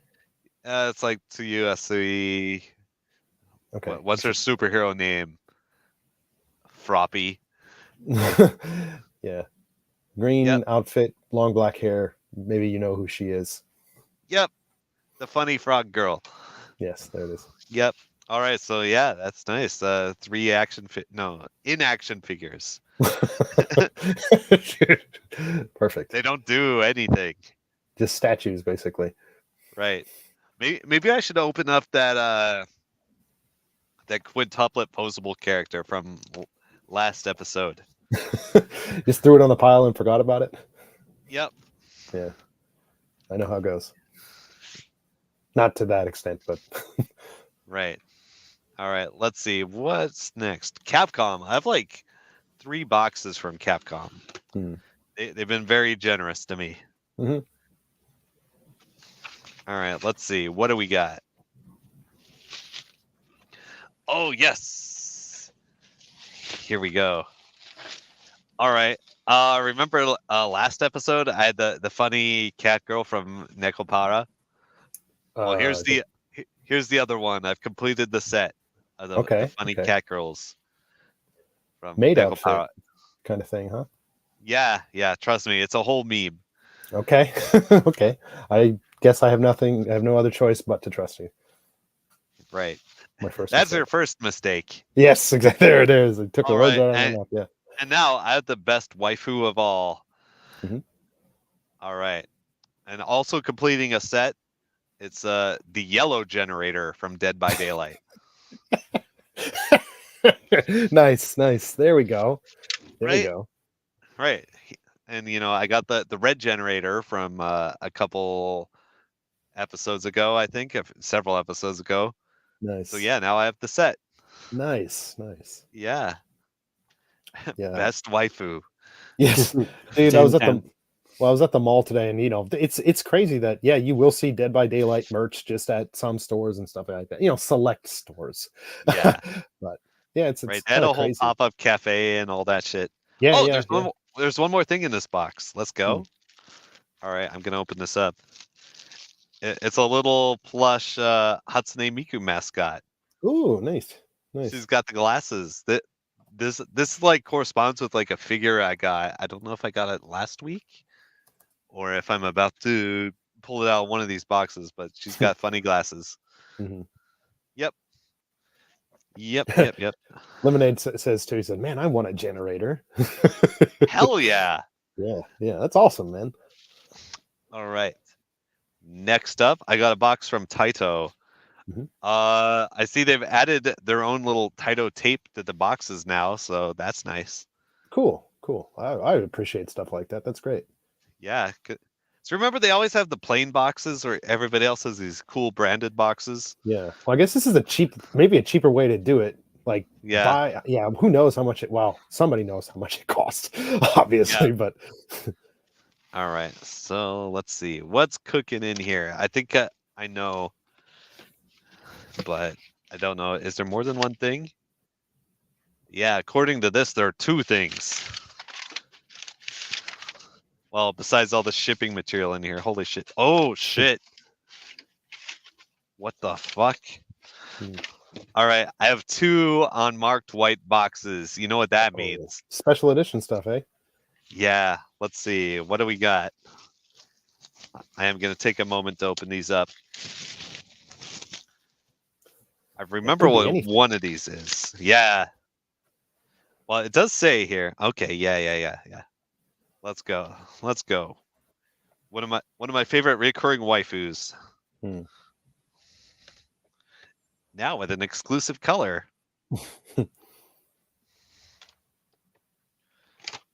All right, here we go. It's Albedo from Overlord with the red dress. Okay. Right. Daniel's like, okay. Yeah, Overlord. Yes, my favorite anime. Yeah, it's another isekai where the guy is like trapped in a video game forever. Okay. I might have seen. I don't know, man. A reoccurring topic on the Famicast. Right. Trapped in a video game, Mom. Right? It's like Captain N all over again. Yeah, basically. All right. Now, what's this one? This is some kind of ReZero. Oh, I know what this is. Maybe I don't actually.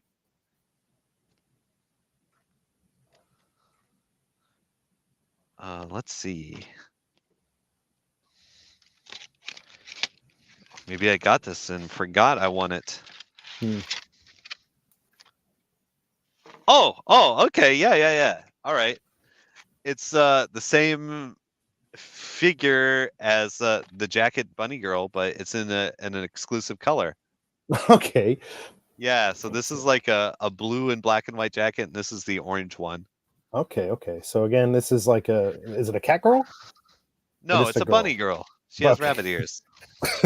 Sure. Right? Excuse me. I don't know what to tell you, man. Yes. All right. Right? All right, cool. So yeah. That's the cool thing that Taito does. They have exclusive figures. Right? All right, let's move on to the next box. All right, Capcom's back, baby. Let's see what shit they've got for me. I've been winning a lot of stuff off of Capcom, just like 1, 2, 3 tries.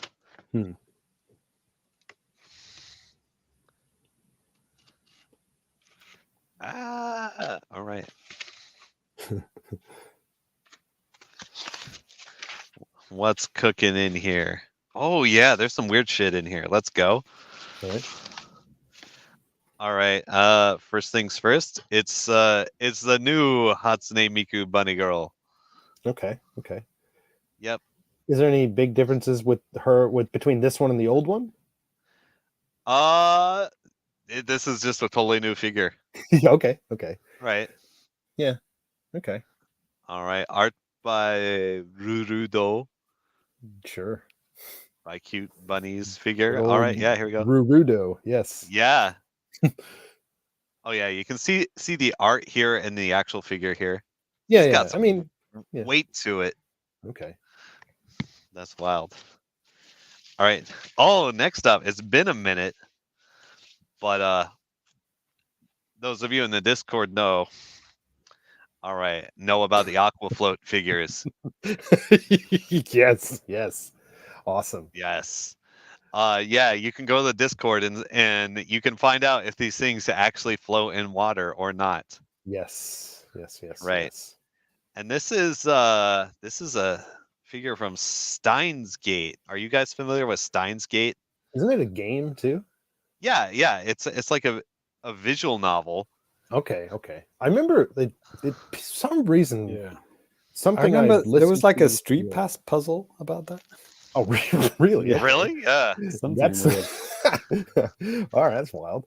I mean, I played a Goofy spin-off for achievements. I haven't played the original, but one of my Twitter friends actually gifted it to me, saying, "You Okay. got to play this. It's so good." So that's on my backlog. Hmm.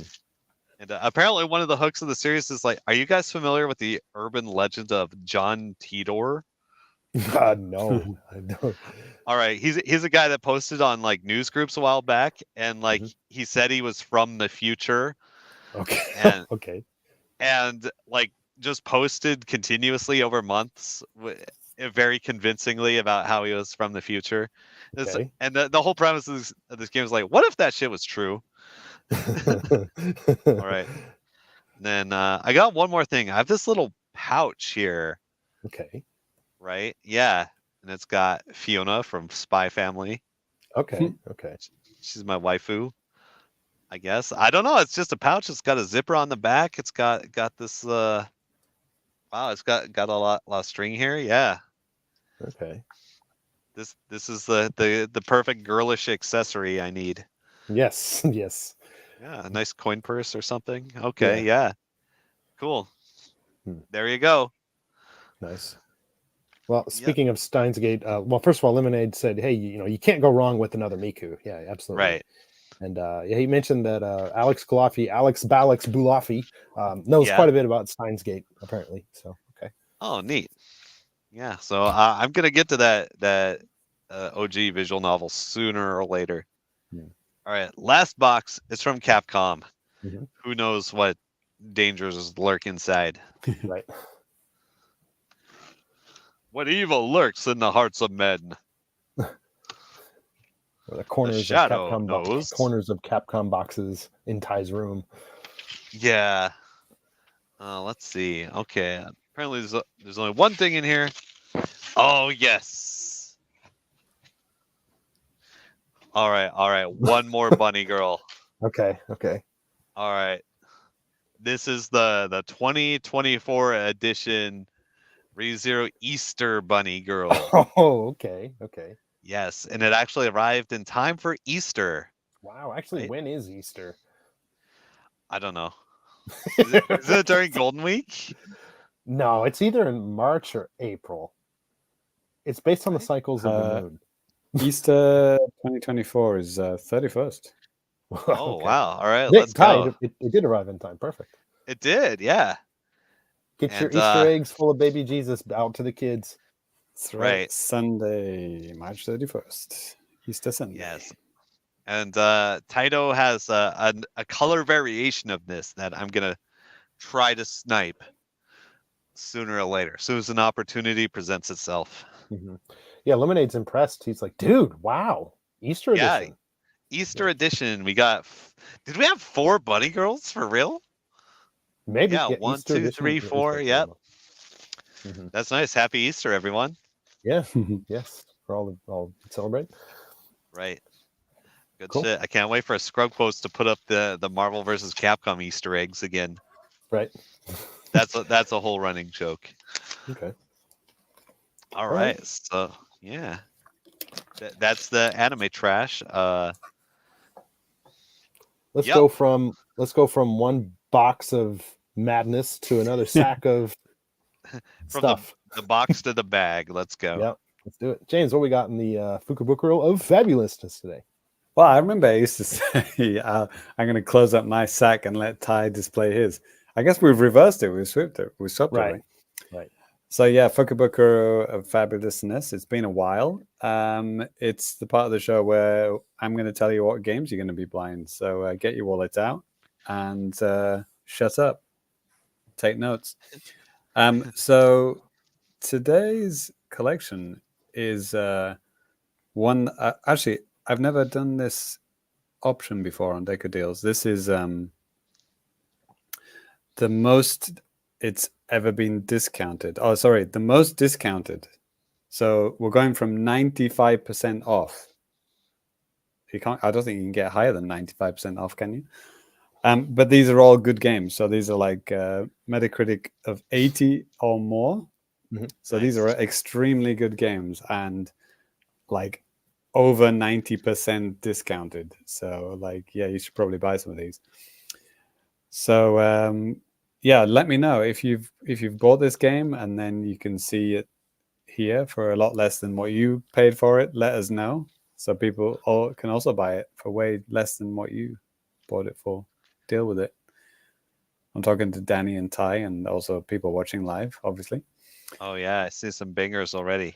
So SteamWorld Heist, for example, is $20 down to $2, 90% off. And what else? I think there were. Oh yeah, and SteamWorld Dig 2 is $19 down to $4. And one of Ty's favorite, Crypt of the Necrodancer, Nintendo Switch Edition, is down to $4. Oh yeah, that's getting new content too. I don't know if it's coming to Switch, but I kind of assume it is. Like I noticed my icon updated on Xbox, so There's a sequel. Ty, isn't there a sequel? There's like a spin-off game. It's like a different kind of music game.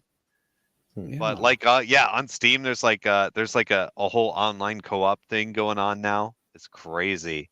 Nice. Yeah. That's £4. Mortal Kombat 11 is $9. I also saw like there was some DLC for Mortal Kombat 11 also on discount. Layers of Fear Legacy, one of Danny's favorite ones, right? Yes. 85% off right now. It's £3.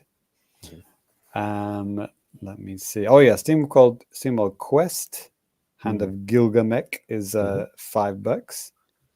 All right. I'd like to draw your attention to Skulls of the Shogun.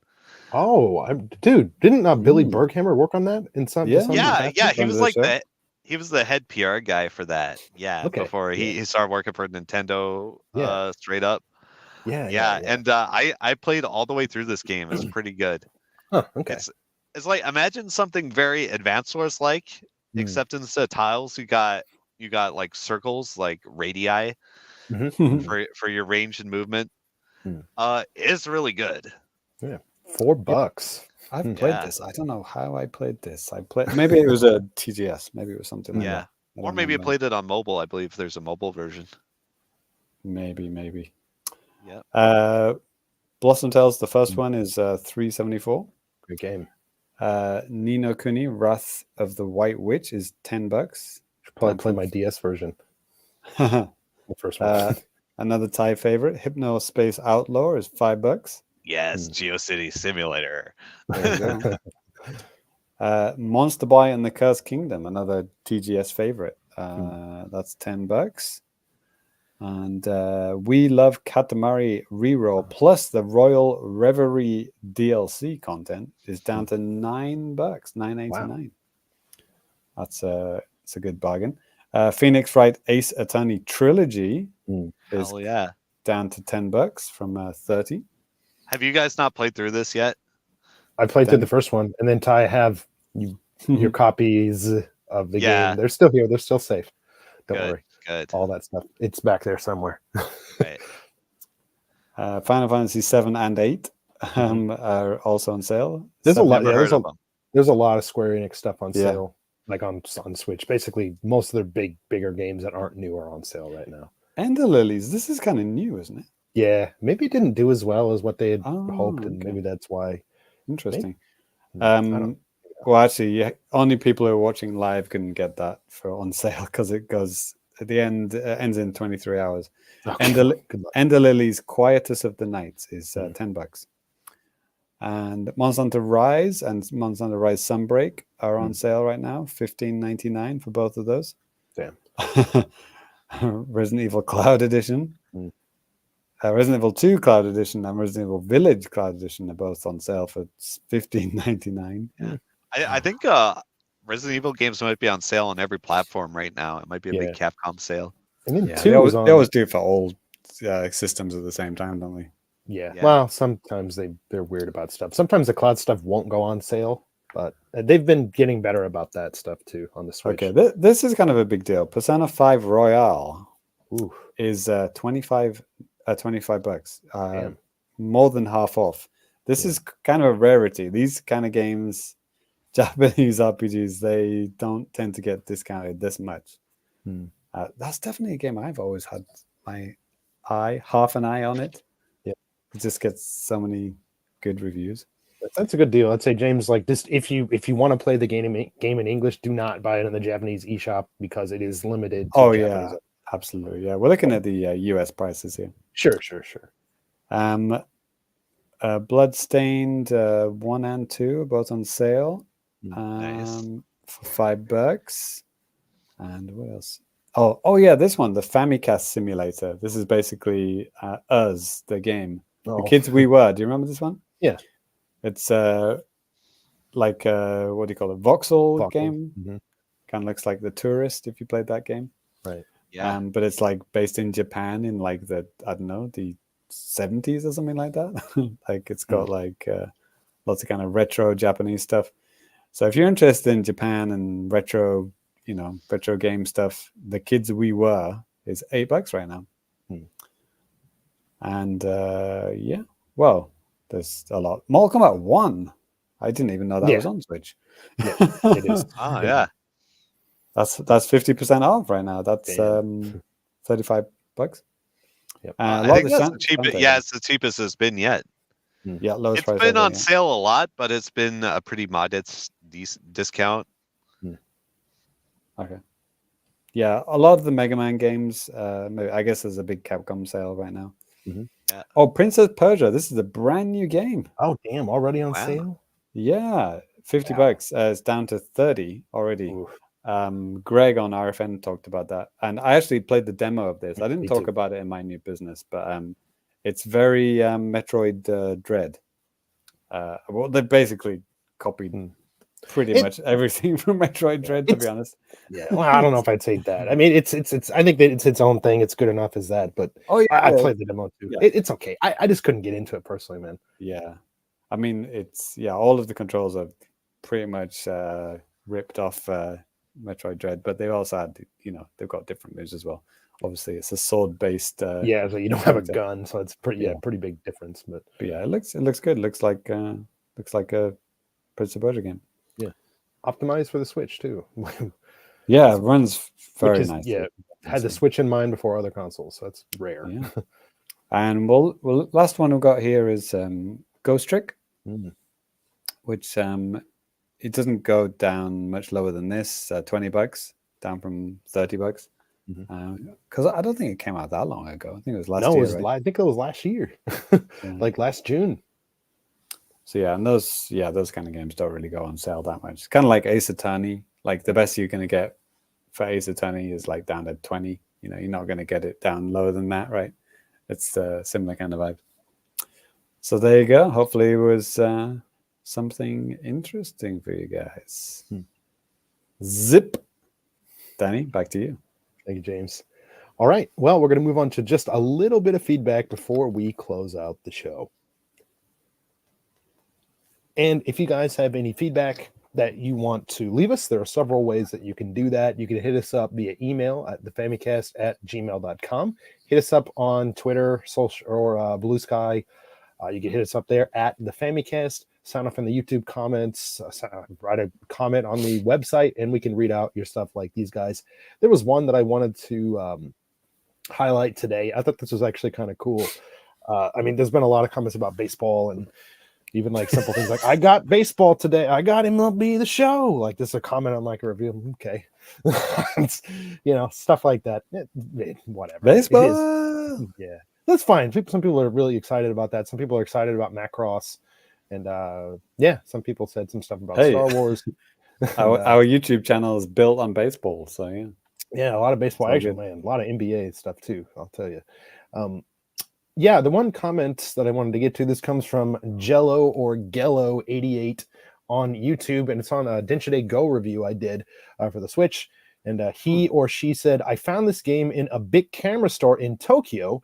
and had to get it to bring it back home to remind me of all the commuting we did during the trip. Amazing game and amazing country. Yeah, man.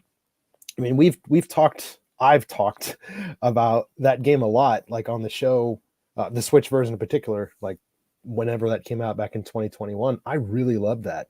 And I know for me, it was perfect because, at the time I wasn't really leaving a very small radius of my house from 2020 when COVID started up until basically the end of 2021. Essentially, I really didn't leave that often. Maybe it's up until 2022. I don't remember, but that game was kind of like an escape for me. Like I can be like, cool, I can ride the trains and I don't have to worry about catching a cold or anything. I can just sit here in my living room and it's fine, and then just go to work and not go anywhere. Be very antisocial. It was actually kind of the best time of my life. But cool. Yeah. Anyways, great game. If you guys like train simulators and stuff, it's very easy to get into. There's a PS4 version that's looks even better. They might even have VR support or something like that too. But anyways, yes, yeah. I'm not a train guy at all. I just thought it was just a cool game. But yeah. Anyways, I've checked out a bunch of other feedback that you guys have had. I've left comments and stuff like that on there. Thank you for that. I really do appreciate that. Keep them coming. Oh, so there wasn't a question for me and Ty. That was just reading it out. Brilliant. Just reading it out. I mean, cool. Yeah, I also ride trains in Japan. Okay, there you go. That's my What's feedback. A train? Okay, yeah. I mean, yeah. I thought that was just a cool story. I think this person came to Japan, rode the trains. Like, man, this would be kind of a cool thing to take back home and kind of be able to experience it all over again in my own living room or palm of my hands, however they played it. But yeah, in the palm of your hands. That's what she said. Yes. All right. Well, that is going to do it for the Famicast 265. Before we get out of here, we're going to go ahead and give you guys our social media handles so that you can follow us on the socials if you want to. You can follow me at DannyBiv, DANNYBIV. Ty. Oh, let's see. On Twitter, I'm Jake Paul. I'm Super Cat Drugs on everything. You can find me one way or the other. Okay, JC. Yeah, I'm Famicomplicated on Blue Sky, and the Famicast had its 13th anniversary last week, and I actually had my 20th anniversary like a few days ago, like 20 years in Japan. Congratulations. Anniversary. There you go, which is pretty incredible and frightening when I think about it. But I've still lived more years in the UK, but we're getting up there where it's going to be 50-50 soon. Oh, yeah. Now that you mention it, I think my 13th Japan anniversary is roughly around today. I'll have to check the exact date, but yeah. Oh, cool. Yeah, I think mine's, I don't know, like I had kind of a weird one, like maybe we talked about this before, but like I came here for like basically 2 years, then I went back to the US and then I came back here. So like I'm coming up on 15. I'd have to like actually calculate it out. I'm in like my 14th year right now. Ty, have you worked out your 50-50 year? Like when will you have spent equal time in the US and Japan? No, I haven't thought about it. Mine's it's going to be another 4 years. So like 2028. Yeah, 2028 is my 50-50 year. Yeah. All right. That's a fun game to play. Right. Well, people who live in Japan anyway. Right. Yeah. I first came here when I was 22. So when I started living here. Yeah. What year was that though? That's the important thing. Like I said, but does it count because I left Japan for like a year? Loser. Well, it's 2007. But denied. Yes. Okay. It just doesn't even work for me then. All right. Right. Cool. Well, Ty, are you calculating or are you focusing on clicking? No, I'm not calculating at all. I'm okay. focusing on my strong zero here. Okay. All right. Well, Yeah. that again, that is going to do it for the show. Thank you guys so much for tuning in live. All you guys with comments and like all that type of stuff. We really do appreciate that. Yeah, always Ooh, fun to hear Sakura. from you guys. And yeah, got some Sakura Samurai, Sakura Famicast up on the screen right now. Those will be in full bloom here pretty soon, at least in the Kanto area. Anyways, allergy season sucks. Be safe out there, guys. We will catch you next time. Boys. Peace. Lights.